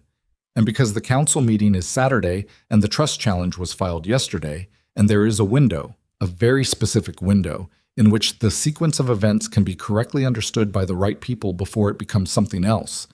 He paused. And because Vincent asked me to tell you. She looked at him. He asked you, she said. He said... Leo stopped, restarted. He said you have more right to know the full picture than anyone else in this situation. His words. She sat with that. 20 years of marriage and the sentence that had just been spoken, more right to know than anyone else, landed in her chest in a way that had no clean emotional category, because it was true and late and came from a man who had ordered her to remove her mother's necklace in a room full of people 2 weeks ago. And all of those things were simultaneously true, and none of them canceled the others. What does he want me to do? She said. He wants... Leo paused again, and she understood that he was being careful, because what he was about to say was not the language of the world he operated in. He wants you to come to Carstone on Saturday. Naomi looked at him. He wants me at the council meeting. He wants you there with the trust documentation, Leo said. As yourself. Not as his representative, as yourself, the person to whom the collection legally belongs. He believes... Another pause. He believes that if Celeste presents the false filing to the council and you are not present to contest it with verified documentation, the window closes. He understood what was not being said. Vincent was asking her to walk into a room full of the people whose world had defined her life for 20 years and present herself as something other than an accessory to his authority. He was asking her to stand on her own ground, in the most public possible arena, and to do it with documentation that proved she had always had her own ground, even when she hadn't known it. He was asking her to do this because it would help him, and it would also, separately and independently, help her. She looked at the table for a moment. I need to make a call, she said. Leo nodded and stood. I'll wait outside. She watched him go and then sat alone at the back table in Margot's on Alderton and looked at her phone and thought about her mother's handwriting and the word no and the space between who she had been for 20 years and who she was now in the process of becoming. She called Gerald. "The council meeting on Saturday," she said when he picked up. "I need to be there." A long silence. "Naomi, I know what I'm asking. I don't think you fully, Gerald," she kept her voice even. "The false filing, the trust challenge, the Harrow contact, it all comes together in that room on Saturday. If I'm not there with the documentation, the window closes. You told me that resolution takes weeks. I don't have weeks." Another silence, longer. "I would need to come with you," he said. "Yes, and I would need to prepare specific documentation, a consolidated presentation of the trust's history and the fraudulent nature of the filing that can be understood by people who are not operating in a legal context." "How long do you need?" 48 hours, he said. "If I start now." "Then start now," she said. She hung up and sat for another moment in the back of the coffee shop and looked at the door and thought about Saturday and the room at Carstone, and the particular weight of walking into a space like that with nothing but your own name and your dead mother's paperwork and the word you'd said in a ballroom 2 weeks ago that had started all of this. She thought about Elaine Mercer and the foundation work and the muscles she'd felt move for the first time in years. She thought about her mother wearing the necklace to a dance recital at 7 and a graduation at 22 and the hospital at the end. She stood up, picked up her bag, and walked out to where Leo was waiting on the sidewalk. "Tell Vincent I'll be there," she said. Leo nodded once. "And tell him I'm coming with my own lawyer and my own documentation, and I will be speaking for myself." She held his gaze. Not as his wife, not as his representative, as Naomi Carter. Leo was quiet for a moment, then, with something in his face that she thought was the closest he got to warmth. "I'll tell him exactly that." The next 48 hours had their own texture. Gerald worked. She worked alongside him, not on the legal preparation, which was his domain, but on understanding every piece of it well enough to speak to it without deferral, which was her domain. They met twice at the Halcott and Brennan offices, and once on a video call at midnight when Gerald had a question about a specific date in her mother's correspondence, and she needed to check the letter. She slept in short increments and ate without particular attention to what she was eating, and moved through the Westfield Drive house with the focused efficiency of someone who had identified a task and was applying herself to it in the way she had once applied herself to things, before the years had compressed her into smaller and smaller functions. Vincent did not come home. She did not expect him to, and she was not certain what she would have done if he had. On Friday evening, the night before the council meeting, she sat at her mother's dresser in her mother's room and unclasped the necklace and held it in her palm. The pendant caught the lamplight. The platinum chain puddled in her hand. She could feel the weight of it, which was surprisingly significant for something so small. The density of the metal, the stones, and under all of that the other weight, the one that wasn't physical. She thought about what Celeste had tried to do with it. Not just the necklace, the whole collection, everything her mother had owned, everything Eleanor Carter had assembled over a careful lifetime, and protected with the specific methodical love of a woman who understood that protection was its own kind of devotion. Celeste had tried to turn it into an instrument, a lever, a means to an end that had nothing to do with jewelry and everything to do with positioning herself inside a structure of power by dismantling the legitimate claim of the woman who had always stood between her and what she wanted. Naomi sat with the necklace in her hand for a long time. Then she clasped it back around her throat and looked at herself in the mirror. She was 41 years old. She had a dead woman's documentation and a patient lawyer and a word she had said in a ballroom, and the particular clarity of someone who had recently understood that the thing she was protecting had always been larger than jewelry. She looked at herself without the practiced neutrality. Just looked. Tomorrow she was going to walk into a room full of men who had spent their lives determining the value of things and people, and she was going to stand up and be the most expensive thing in the room, and none of it was going to be about Vincent Moretti. She held the mirror's gaze a moment longer, then she went to bed, and for the first time in weeks, slept. The Carstone venue was a private estate 40 minutes outside the city. The kind of property that had no public presence and an address that was known rather than findable. Gerald drove them in his own car, which was a choice she had not suggested, but understood. Arriving in a Moretti vehicle would have announced her as a Moretti representative before she'd said a word. They were shown into a reception room while the council assembled. Gerald stood beside her and reviewed nothing. Everything was already reviewed. The folders in his briefcase, the backup on the drive in his jacket pocket, the sequence of points committed to memory by both of them. She stood and looked at the room's art. Generic, expensive, chosen to be inoffensive, and breathed. When the doors opened and they were shown into the main hall, she walked in with her back straight and her hands at her sides and the necklace at her throat and found the room. 12 people at a long table, the heads, the representatives, the decision-makers. Vincent at one end, his face carefully composed in the way that told her he had not slept. Leo behind him, Paul Decker present, and 5 other faces she recognized and 4 she did not. And Celeste. Celeste was seated at the table, already seated, which was its own statement, the claim of belonging made through positioning before a word was spoken.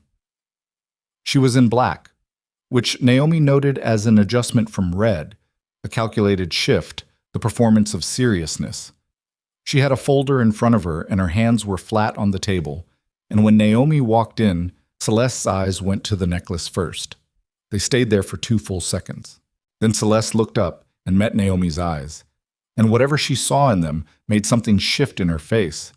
A small, rapid recalculation, there and gone so quickly that most people in the room would have missed it. Naomi had not missed it. She took the empty chair that had been placed, Gerald's doing, through Leo, a conversation she had not been part of, at the opposite end of the table from Vincent, which put her and Celeste on different sides, and the table's length between them. Gerald sat beside her. The head of the council, an older man named Augusto, who had the specific stillness of someone who had been the most powerful person in most rooms for 30 years, looked at her without expression and then looked at the room. "We'll proceed," he said. Celeste opened her folder, and what she said in the first 2 minutes was so precisely constructed and so confident in its framing and so dependent on the false filing being accepted as legitimate that Naomi understood, sitting there with her hands flat on the table and her breathing even, that she was looking at something that had been rehearsed for a very long time. Celeste was not nervous. That was the thing that landed most heavily. She was not nervous at all, and in the specific way that certain absences were information, the absence of doubt, of hesitation, of the micro-expressions that accompanied the performance of confidence as opposed to the real thing. Naomi understood that this was not the first time Celeste had done something like this. The room listened, and Naomi sat very still and let her speak, and waited for the moment that was coming, and felt, underneath the waiting, a cold and very specific anger that had been building for 20 years and had finally, completely, found its address. Celeste spoke for 11 minutes. Naomi counted them, not from impatience, from the specific discipline of someone who understood that time, in a room like this, was a resource being spent, and that every minute Celeste spent building her case was a minute the room was absorbing a version of events that would need to be dismantled carefully and completely before it set. The presentation was good. Naomi gave it that without reservation, because denial would have been its own kind of unpreparedness. Celeste had prepared a coherent narrative, 2 years of it, assembled with the patience of someone who had known exactly what she was building toward. The false filing was presented not as fraud, but as formalization. The documentation of an arrangement that had, she claimed, existed in practice for the duration of her relationship with Vincent. She used the word partnership 4 times in 11 minutes. She used the word trust 3 times, which Naomi noted with a specific internal coldness. She referenced the jewelry collection twice, obliquely, as part of a broader discussion of shared assets, and she did it in a way that was technically deniable and not a direct claim, but a framing that positioned the collection within the organizational structure she was describing. She did not look at Naomi during the 11 minutes. That was the tell. A confident presenter looked at the room. Celeste looked at Augusto and at Paul Decker, and at 2 other men whose names Naomi knew, but whose organizational weight she was still calibrating. And she looked at Vincent, once, briefly, with a particular expression that was calibrated to be read as affection, but that Naomi, from 40 feet away, read as something else entirely. She did not look at Naomi, because looking at Naomi would have required acknowledging that Naomi was there, and Celeste's entire construction depended on Naomi being an absence, a prior claim that had already been superseded, a name on old documents, a woman whose function in this room was to not have one. When Celeste finished, she closed her folder with a precision that was its own punctuation mark and folded her hands on top of it and waited. Augusto looked at the room. His eyes moved to Naomi last, with the specific quality of a man who had already been briefed on her presence, but was now formally acknowledging it. "Mrs. Moretti," he said. "Mr. Augusto," she said. Her voice came out even. She was grateful for that. "May I respond?" A pause that lasted 2 seconds but felt longer. "You may." She did not stand immediately. She took one breath not for composure, she was composed, but for the half-second of pure intentionality that preceded the thing that mattered. And then she stood, and Gerald opened the briefcase, and she picked up the first document without looking at it, because she had memorized the sequence. "What Ms. Vaughn has presented to this council," she said, "is a filing dated 22 months ago that represents the Carter jewelry collection as an asset of the Moretti organizational holdings." She set the first document on the table in front of her. One copy, face up, visible to the people nearest her. "This filing is fraudulent." The room did not react visibly. These were not men who reacted visibly, but something in the air shifted, the way air shifted in rooms where powerful people absorbed information that had weight. Celeste's hands tightened on her folder. Naomi saw it from 40 feet away. "The Carter jewelry collection was placed in a protected trust by my mother, Eleanor Carter, 15 years ago," Naomi continued. "The trust was filed with Halcott and Brennan, a firm with a 40-year record in estate law, and the documentation establishes clearly and completely that the collection belongs solely to me and has never been commingled with any marital or organizational asset." She set the second document down. "The filing dates are a matter of public record. The trust predates my marriage, predates the Moretti organization's current structure, and predates by 13 years the document Ms. Vaughn has presented to you today." She looked at the room, at Augusto, at Decker, at the faces she knew and the faces she didn't.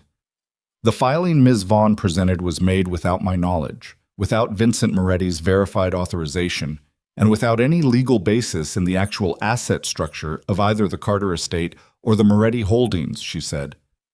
"It was made to create a false claim, specifically to position the collection within a structure that could be accessed or leveraged in proceedings that Ms. Vaughn anticipated and was, we believe, actively facilitating." She set the third document down. "This is a summary of verified communication records between Ms. Vaughn and representatives of the Harrow Group," she said, "spanning 14 months. The room changed. It was not loud. Nothing in the room was loud. But it changed in the way that rooms changed when information landed that was not expected, even by people who had been told to expect things." Paul Decker's eyes moved from the document to Celeste with a speed and a quality that had nothing casual about it. Two of the men Naomi did not know exchanged a look that lasted less than a second, but contained an entire conversation. Augusto's face did not change at all, which was its own statement. Celeste said, "I'm not finished," Naomi said, not loudly, not harshly, just with the flat, complete authority of someone who had been handed the floor and was not giving it back before she was done. Celeste closed her mouth. Naomi looked at her then, directly, for the first time since entering the room, across the length of the table that separated them. "The communication records show an exchange of operational information over 14 months, she said, keeping her eyes on Celeste for 3 seconds before returning to the room. "We are not in a position to characterize the full nature of those communications. That is a matter for the people in this room to determine. What we can establish, and what the documentation establishes, is that the false filing of the collection as a Moretti asset was not an administrative error." She paused. "It was a tool." The silence that followed had its own texture, dense, specific, the silence of 12 powerful people processing something in real time. Gerald passed her the fourth document without being asked, and she set it down, and it was the one that mattered most: the timeline. Her mother's trust on one side dated 15 years ago. The false filing on the other dated 22 months ago. Between them, in Gerald's precise legal language, the chain of documentation that made the fraud not an allegation, but a demonstrable sequence. "I am not here as Vincent Moretti's representative," Naomi said. "I am here as Naomi Carter, the sole legal owner of the collection in question, and as the person whose mother built something careful and clean 15 years ago that someone has spent the last 2 years trying to quietly destroy." She looked at Augusto. "I'm asking this council to recognize the documentation as it stands, not as a courtesy to me and not as a judgment on matters outside my standing to address, but because this council's integrity depends on decisions being made on accurate information." She sat down. The room was very quiet. Celeste was the one who broke it. "She's lying." The two words came out with a force that was different from the controlled presentation of the previous 11 minutes. Raw, less managed, the specific register of someone whose prepared performance had encountered something it had not been prepared for. She said it again, louder. "She is lying about the timeline, and she is lying about Ms. Vaughn." Augusto's voice was not loud, but it stopped her as completely as a physical barrier. Celeste stopped. "The documentation has been presented," Augusto said. "It will be reviewed." He looked at her with the expression of a man who had been doing this for 30 years and could identify, with the precision of a diagnostician, exactly when a position had collapsed and was being defended from reflex rather than logic. "Is there a specific document in the presentation you wish to contest?" A beat. "The communication records," Celeste said. The characterization is wrong. The contact with the Harrow group was—" She paused, and the pause was too long, and everyone in the room felt it. It was preliminary. It was at Vincent's direction. The room shifted again. Vincent had not moved since Naomi began speaking. He sat at the head of the table with his hands flat on the surface, and his face in the expression she knew as the deepest version of his control. The one that came when something was so far outside what he had anticipated that full processing required suspension of the surface. He was looking at Celeste now with eyes that were not angry. They were empty. That was worse. "At my direction," he said. The words were quiet and complete, and 4 people leaned slightly forward without knowing they were doing it. "You asked me to make initial contact." "I did not," Vincent said. 3 words. The specificity of a man who understood exactly what was at stake in this particular denial and had made it with full knowledge. "Vincent, do not." His voice did not rise. It went the other direction, which was more frightening. "Do not put words in my mouth in this room." Celeste's hands came off the folder. She pressed them flat on the table, and her chest moved with a breath that was not fully controlled, and something in her face, the practiced warmth, the performance of composed assurance, began to come apart at the seams in the specific way that things came apart when the structure holding them had been removed from underneath. "The Harrow contact was protective," she said, and the argument shifted register entirely, which was its own form of concession. When you abandoned the original frame and reached for a new one, the room noticed. "I was protecting this organization. You were positioning yourself," Paul Decker said. His voice was flat and came from a face that had not changed expression in the last 10 minutes. He did not look at her when he said it. He looked at the table. "Against an organization that you had reason to believe was vulnerable, using information you obtained through your access to that organization." He turned the timeline document with one finger so it faced him properly. "And you tried to take the woman's jewelry to do it." The bluntness of the last sentence landed in the room like a stone dropped into still water. Celeste looked at Decker, and then at Augusto, and then at the faces around the table that were doing what powerful faces in difficult rooms did, revealing nothing while absorbing everything. And Naomi watched her understand in real time that the room was gone. Not hostile. These were not men who performed hostility. It was colder than that. The room had simply concluded something, quietly and collectively, in the way that rooms like this concluded things, and what they had concluded was visible in the specific quality of the attention they were no longer giving her. Celeste looked at Vincent. I did this for us, she said, and the words came out in a register that was different from everything before it. Not composed, not strategic, but raw in the way of something that had been under pressure for a long time. Everything I did because, don't, Vincent said. You needed, I said don't. Louder now by 1 degree. 1 degree was enough.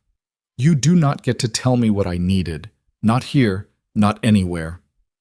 The silence that followed was the loudest thing Naomi had heard in the room.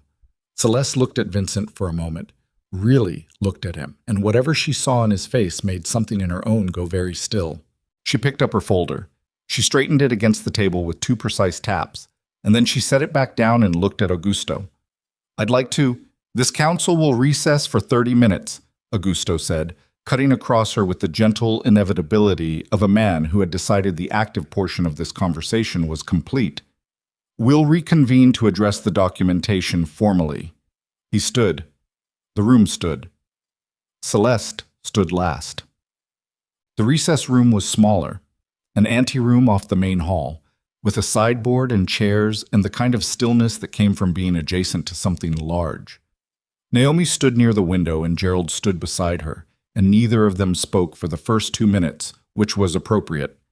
Then Gerald said very quietly, "You did that perfectly." "I did it correctly," she said. "That's different. In this context, it isn't." She looked out the window at the Carstone grounds, manicured, autumnal, the kind of property whose maintenance was itself a statement of resources. A gardener was working at the far edge of the visible lawn, moving with the steady, unhurried pace of someone whose work had nothing to do with what was happening inside. The door opened.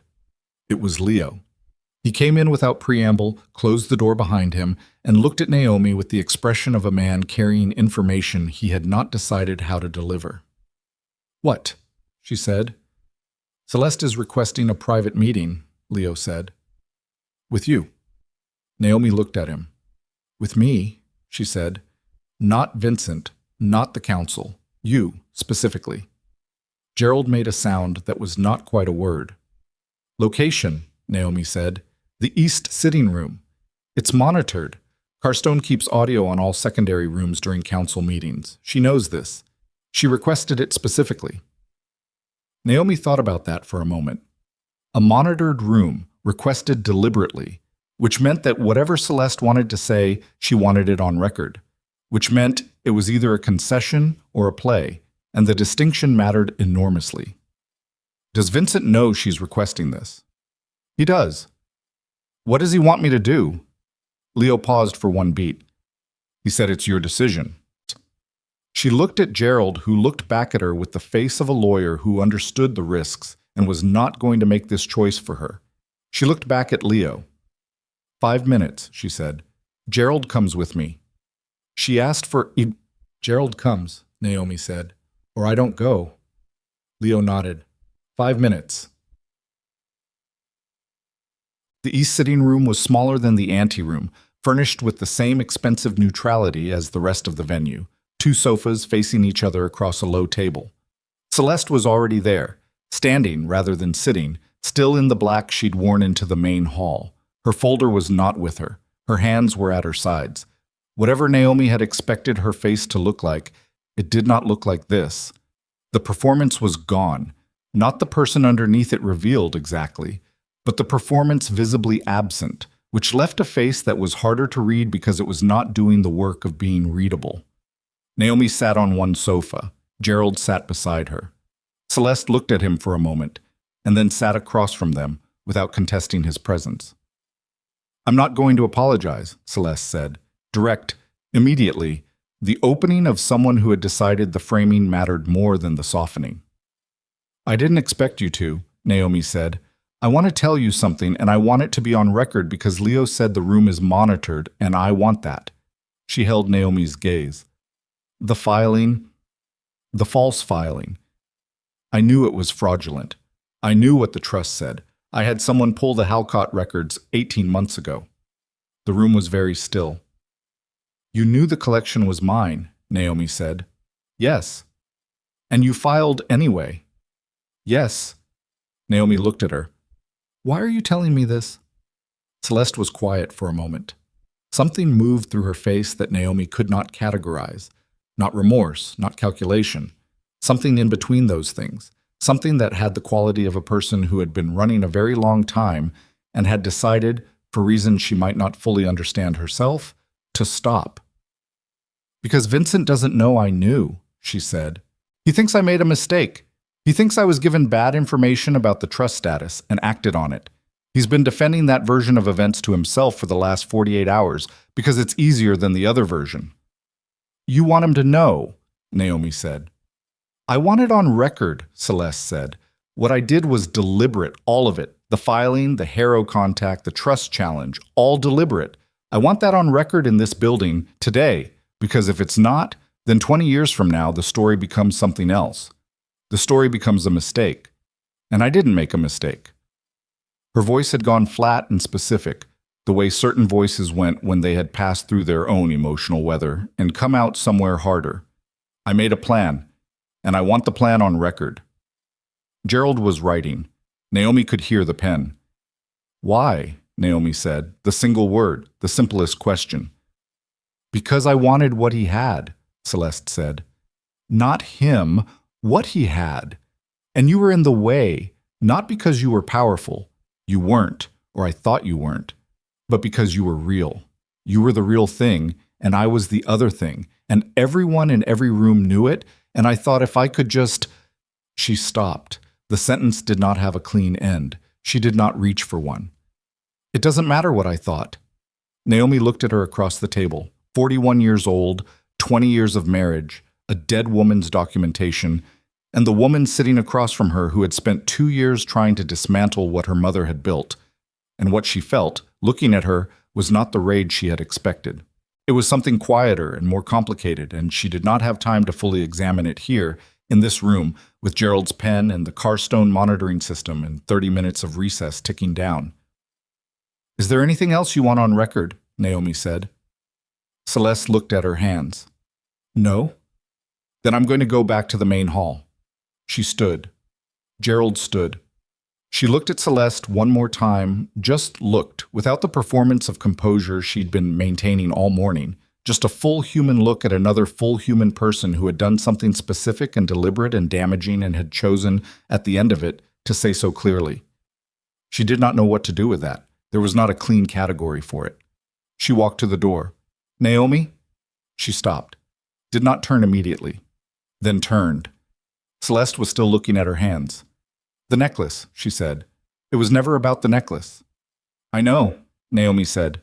She walked out. The reconvened council took 40 minutes. Gerald presented. Augusto asked 3 questions, each precise, each answered from the documentation without deviation. Paul Decker asked 1 question about the timeline of the Harrow contact relative to the false filing, and Gerald answered it, and Decker nodded once and said nothing further. Celeste did not speak. Vincent did not speak. At the end of the 40 minutes, Augusto looked at the room and said, The council recognizes the Carter Trust documentation as the controlling legal instrument regarding the collection. The filing of 22 months ago is determined to be without valid basis and will be formally contested through the appropriate channels. He paused. The matter of Ms. Vaughn's conduct will be addressed separately within the appropriate organizational structure. He looked at Naomi. Mrs. Moretti, he said, the council thanks you for the clarity of your presentation. Ms. Carter, she said, with the same even tone she'd used all morning. Thank you. A beat. Augusto looked at her with something that was not quite a smile but contained the same information. Ms. Carter, he said, the council thanks you. Set outside afterward in the cold Carstone air, Gerald walked beside her to the car, and neither of them spoke until they were away from the building and the property, and the gate had closed behind them. Then Gerald said, That was the most composure I've ever seen in a council setting. I was terrified, she said. I know, he said. That's what I mean. She looked out the window at the road unspooling in front of them and felt the particular exhaustion of something completed. Not finished, because nothing was finished, because there were filings to resolve and organizations to navigate, and a marriage that was technically still a legal structure around her life. but completed in the sense that the thing she had walked into that building to do had been done. The necklace was warm against her collarbone. She pressed 2 fingers against it briefly, feeling the pendant's familiar weight, and then put her hand back in her lap. Behind them, at Carstone, Vincent Moretti was standing in a room from which Celeste Vaughn was being escorted out, and he was watching something he had built over 4 years. A belief, an arrangement, a version of himself that had existed in proximity to her, being dismantled by the weight of its own documented deception. And Naomi Carter was in a car on a road in October, with her mother's necklace and her mother's documentation and the specific feeling of a woman who had just stood in the most dangerous room available to her and spoken her own name and been heard, moving forward into whatever was next, the ground beneath her finally, completely, her own. And in the rearview mirror, the gate of Carstone growing smaller until it was gone. The drive back took 40 minutes, and she spent most of it looking at nothing in particular. The road, the trees on either side of it gone fully bare now in the late October cold, the occasional farmhouse set back from the highway with its lights on in the gray afternoon. Gerald drove without speaking, and she was grateful for that because speech would have required her to be present in a way she was not yet ready to be. She was present enough to exist in the car. That was sufficient for now. The necklace rested at her throat. She was not touching it. She did not need to touch it. It was simply there, as it had been there every day since the hospital, as it would be there tomorrow. And what she felt about that was something so layered and so personal that it existed below the level of language she could access in a moving car on an October afternoon. Gerald pulled up in front of the Halcott and Brennan offices, rather than the Westfield Drive house, which she had not asked for but which was correct. There was paperwork to sign, records to formalize, the legal follow-through of everything that had happened in that council hall. She signed what she needed to sign. She answered the questions Daria had prepared in her flat Midwestern efficiency. She shook Gerald's hand at the door at 4:15, and he held it a moment longer than a professional handshake required, and looked at her with the patient face of a man who had seen a great deal and was choosing not to summarize it. "Call me Monday," he said. "Monday," she agreed. She took a cab to Westfield Drive because Marcus had not been contacted and she had not wanted to contact him. The house was unlocked. She still had her key, which was a fact so mundane and so strange simultaneously that she noted it without examining it further. She went inside. The house staff had left for the day. The rooms were lit at the strategic intervals that made a large empty space look less empty. She went upstairs. She changed out of the clothes she had worn to Carstone, the navy suit she had selected with deliberate intention, the decision of a woman dressing for something that mattered, and put on ordinary clothes, the kind she wore when she was not managing an impression. She went to the kitchen and made tea. She stood at the window and watched the October garden in the failing light and drank the tea while it was still too hot, which she had always done and which her mother had always complained about. She was on the second cup when she heard Vincent's car in the driveway. She had known he would come. He had driven separately from Carstone. Leo had brought him, she assumed. And there had been a period of time after the council recessed where things were dealt with that she had not been present for, the organizational mechanics of what happened when a full council determined that someone within a structure had been conducting unauthorized external communications for 14 months.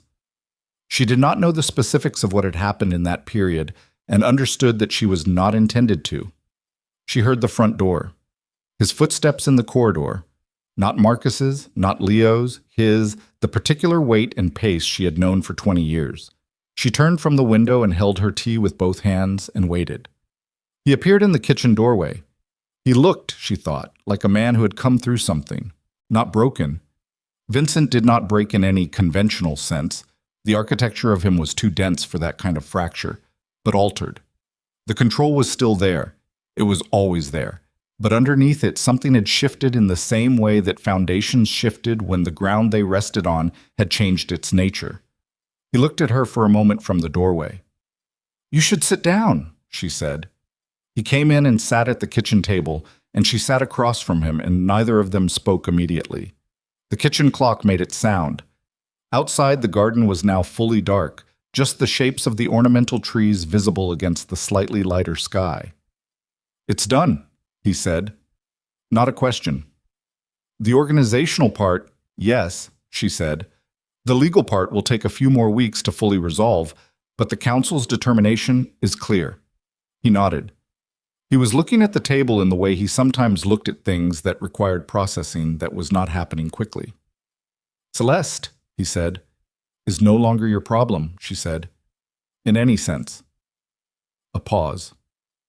Something moved through his face, not grief exactly, but the motion of something that had occupied a space in him for 4 years and was no longer there, and the absence had its own texture even when what had been there was not what he had believed it to be. She knew, he said, about the trust. She pulled the records. Yes, Naomi said, before the filing. 18 months before. He was quiet for a long time. The clock. The garden dark outside. I believed her, he said. I know. When she said the collection was part of your mother's estate, part of the marital assets, I had no reason to. He stopped, started differently. I should have verified. Yes, Naomi said. He looked up from the table. I asked you to take it off in front of. He stopped again. The sentence did not have an end that was adequate to what it needed to carry, and he appeared to understand this. I asked you to take it off. You did. In front of those people. His jaw worked slightly, because she told me it was mine to. Another stop. Vincent, she said, with a steadiness she had not entirely expected from herself, I know what happened, I know what she told you, and I know you believed it, and I know that believing it suited something in you that wanted to believe it, and I'm not going to sort through all of that with you tonight. She looked at him directly. What I need you to understand is that it doesn't matter anymore. The collection is documented. The trust is clean. What happened at the gala happened, and it cannot be unhappened. And the reason I'm telling you it doesn't matter is not because I've forgiven it. I don't know yet what I've done with it, but because it is not the thing I'm currently focused on. He looked at her with something in his eyes that she had not seen there in so long she had half convinced herself it was no longer part of him. Something that was simply looking at her, without calculation, without management, without the layer of strategy that had been between them for so long she had stopped noticing it as a layer. What are you currently focused on? He said. She held her teacup, set it down. Building something, she said. He was quiet.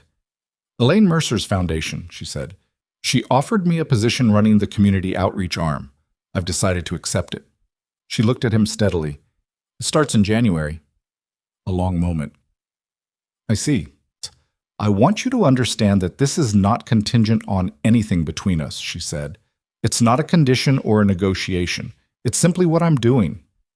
Naomi, and I want to move out of this house, she said. Not because I'm filing for divorce. I haven't made that decision, but because I need to be somewhere that is mine. The decision about what happens to this marriage is a different decision, and I'm not making it tonight. He looked at her with the directness she had just seen for the first time in years, and she held it without looking away. Where will you go? He said. I'll find somewhere, she said.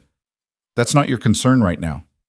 He was quiet for a moment, then, the house on Dellfield. Your mother lived there for a year before she passed. It's in the property holdings. It was never sold. He paused. I'll have it transferred to your name, whatever the legal situation ends up being between us. That house is yours. She looked at him. I'm not doing it to influence anything, he said, and the specific plainness of his voice told her this was true in the way that certain things were true when a man had run out of the energy for performance. I'm doing it because it was her house, and it should have been transferred years ago, and it wasn't, and that's on me. Naomi thought about the house on Dellfield. She had not been there in years, had not been able to go, the way certain addresses become too heavy with accumulated absence to approach without purpose. A small house, cream-colored, with a garden her mother had tended with the careful attention of someone who understood that things grew at their own pace and required patience rather than force. All right, she said. Thank you. He nodded. He stood up, which was not the movement of a man leaving with finality, but the movement of a man who understood that tonight had reached its useful limit, and extending it further would cost more than it returned. He paused at the doorway. I know it's not. He stopped. Looked at her from the doorway with the face she had been reading for 20 years, The one she had spent those years reading in service of prediction and management and the low-grade labor of surviving proximity to him. She read it now differently, not for what he needed from her, but for what it actually said, which was the face of a 53-year-old man who had arrived at a very precise and painful understanding of what he had spent 20 years treating as furniture, and who did not have the language for what that cost him, because he had never needed that language before. "I know it's not enough," he said. "Whatever I do now, I know that." She looked at him. "No," she said, "it isn't." He nodded, once, as if this confirmation was something he needed, not to argue with, but simply to have said plainly in a room between them. He left. She sat at the kitchen table and listened to the front door close and his car start and the sound of it pulling out of the driveway and diminishing down Westfield Drive until it was gone. The kitchen clock. The dark garden. The tea gone cold. She sat with the silence and let it be what it was. She called Elaine Mercer the next morning. "I want to accept the position," she said when Elaine answered.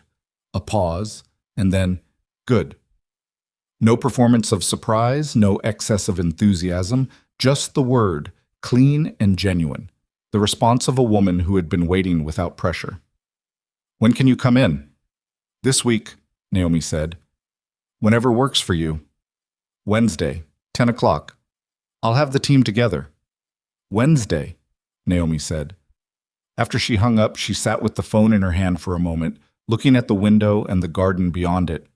The stripped beds, the structural trees, the particular beauty of a garden in its dormant form, all the architecture visible now that the growth had receded. She thought about her mother tending a different garden on Delafield Street, getting down on her knees in the summer evenings after work, pulling weeds with the specific satisfaction of someone who found meaning in small, necessary, repeated acts. Naomi had not understood it as a child, had understood it better at 20, at 30, understood it now in a way that had a different quality, not intellectual comprehension, but the kind of understanding that lived in the body, that came from having been compressed by years into a shape you did not choose, and then beginning the slow work of choosing a different one. She moved into the Delafield house 2 weeks later. It was smaller than Westfield Drive in every dimension. Smaller rooms, lower ceilings, a garden that had gone to seed in the years since her mother and needed attention that Naomi had already decided she would give it herself. Gerald's office had completed the property transfer in the time he had promised, clean and documented and officially hers.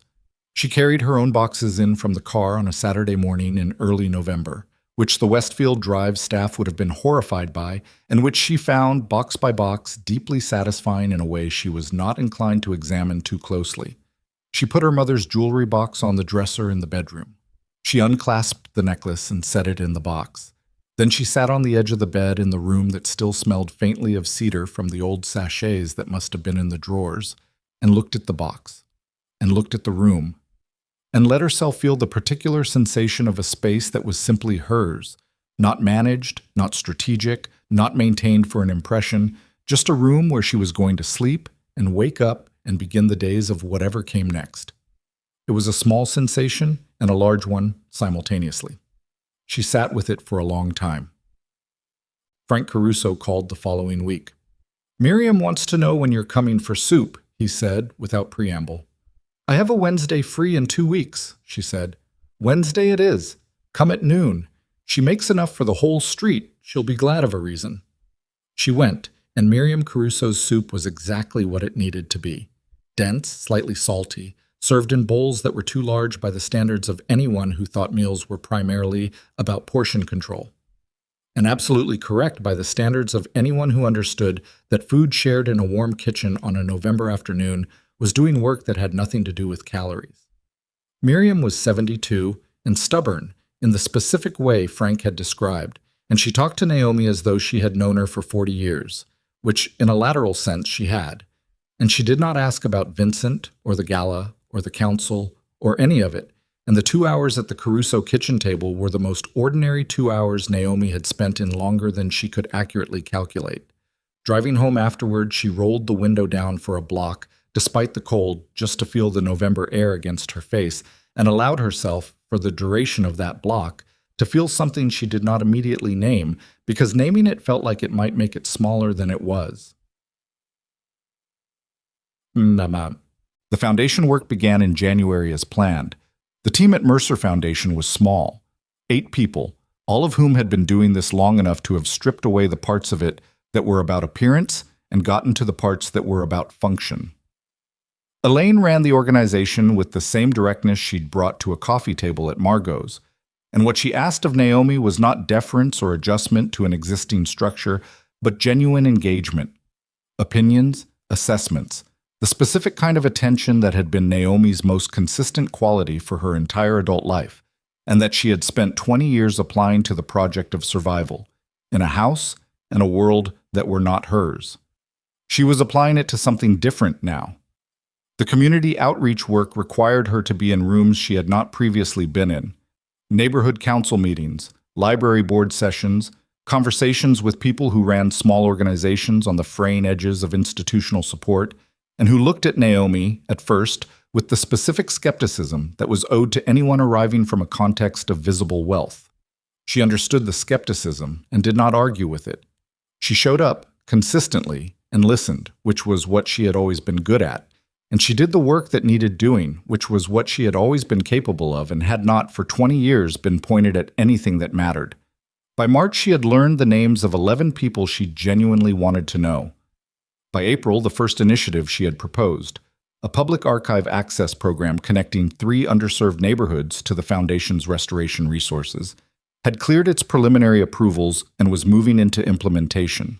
She was sitting in a planning meeting on a Tuesday afternoon when she realized she had not thought about the gala or the necklace or the Carstone Council Room in 11 days.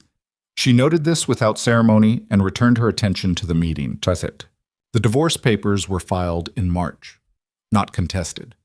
Vincent had agreed to terms that Gerald described as more than fair, and that Naomi had reviewed with the specific attention of someone who was done negotiating from a position of less than what she was owed. The Delfield house was already hers. The jewelry collection was documented beyond dispute. What she asked for beyond that was modest, not from self-diminishment, but from the genuine understanding that what she was building did not require the resources of the Moretti organization, and that accepting them in volume would create a connection she was done maintaining. Vincent signed without counteroffer. Leo called Gerald to communicate that Vincent had said specifically that the terms were accepted as written. Gerald relayed this to Naomi on a Thursday morning, and she received it and thanked him and went back to the report she had been reading. She did not feel what she expected to feel, which was something dramatic, relief or grief, or the particular ache of a 20-year chapter ending. What she felt was quieter and more practical than any of those. She felt the specific sensation of a weight that had been distributed so long across her entire frame that she had ceased to perceive it as weight, lifting incrementally, and the body adjusting to the new condition of its own structure.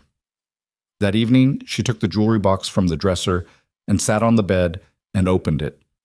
The necklace.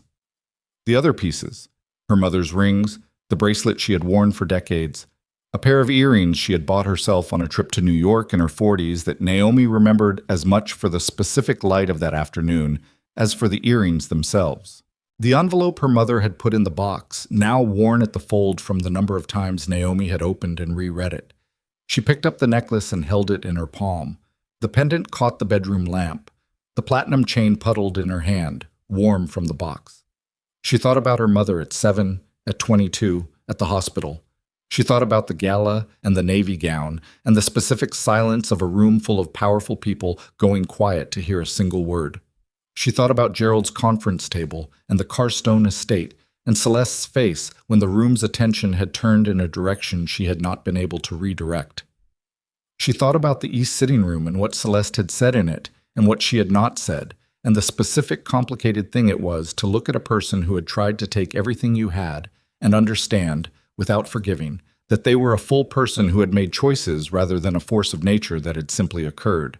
She thought about Elaine Mercer and Margot's on Alderton and Wednesday soup at the Carusos, and 11 people whose names she now knew and wanted to.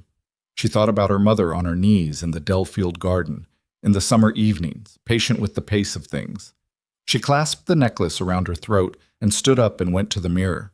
The face that looked back at her was 41 years old and had the lines that 41 years produced and was not arranged in the practiced neutrality she had worn for 2 decades. It was simply her face, looking at itself, in the bedroom of a house that was hers in every sense that the word contained. She looked at herself for a long moment.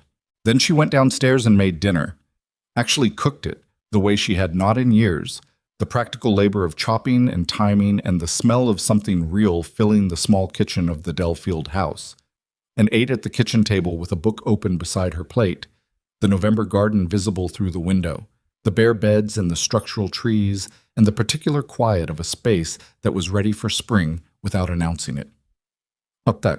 In May, she hired a gardener for 2 days and then worked alongside him, learning which plants had survived the years of neglect and which needed replacing, getting the soil turned and the beds cleared and the ornamental borders her mother had loved restored to something that would, given time and attention, be what they had been. She got dirt on her knees and did not mind it. The gardener, a man named Terence, patient and specific in the way of people who understood biological systems, showed her how to test the soil and what to add to it, and how to read what the existing plants were telling you about the conditions they were in. She asked more questions than he expected from someone in her position, and he answered them without condescension, which she appreciated enough to mention. "You ask good questions," he said. At one point, mid-afternoon, both of them crouched over a bed that had been her mother's particular project. "I've had practice," she said.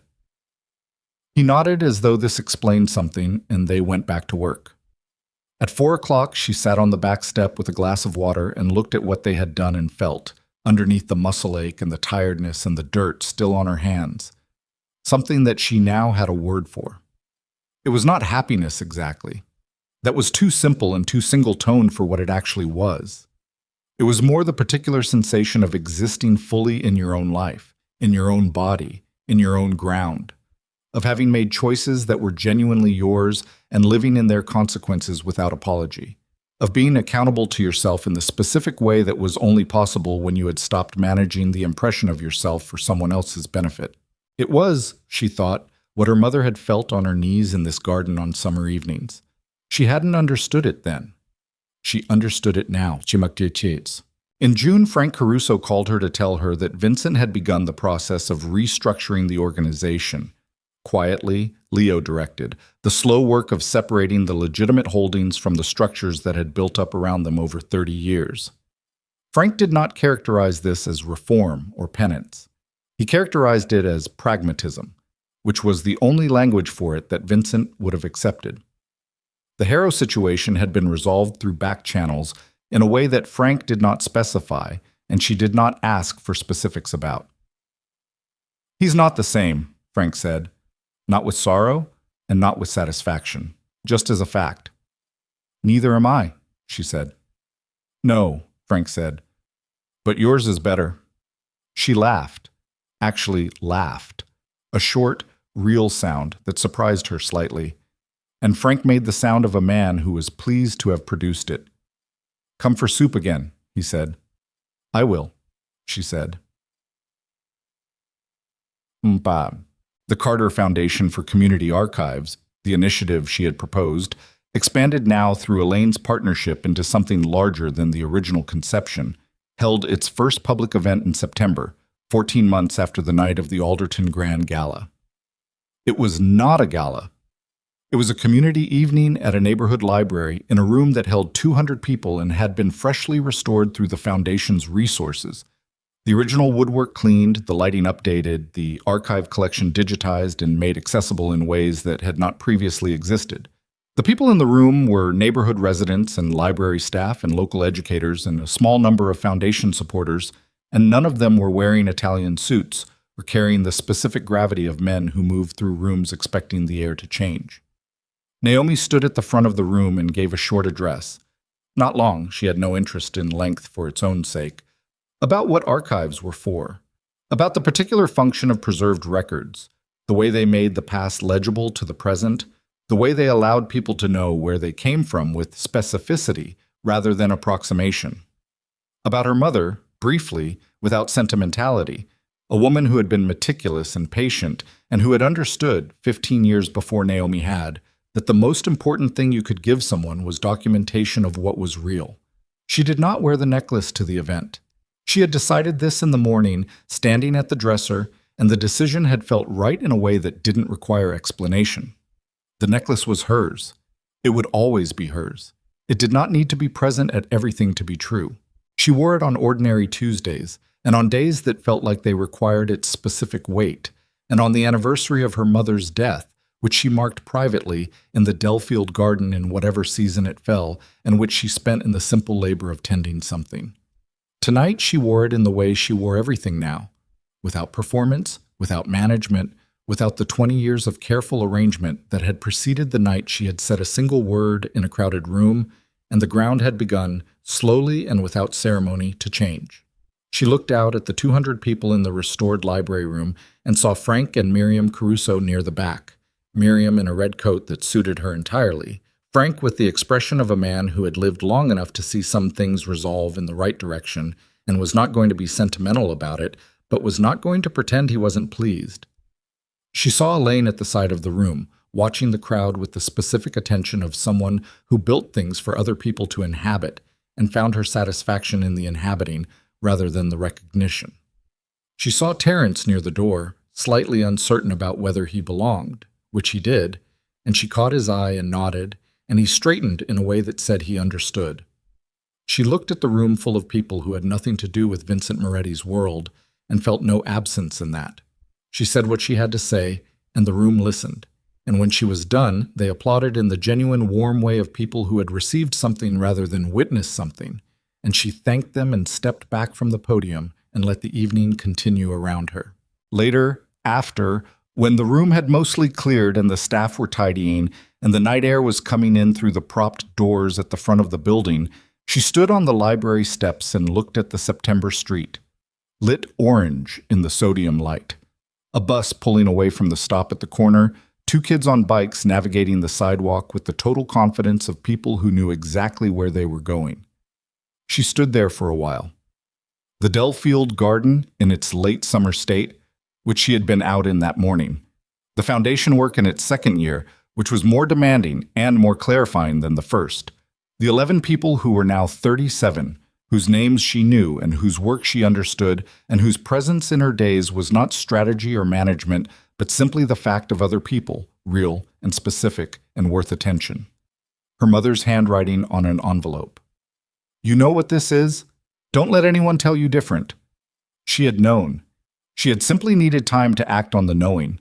She stood on the library steps in the September night and let the street be what it was, and let herself be what she was, and let the two things exist together simply, without the overlay of performance that had been the texture of her life for so long. She had lost track of what the texture underneath it felt like. She remembered now. This was it. This quiet, ordinary, entirely hers. This was it. She walked down the steps and into the September night, and the street opened around her, and she walked forward into it without looking back.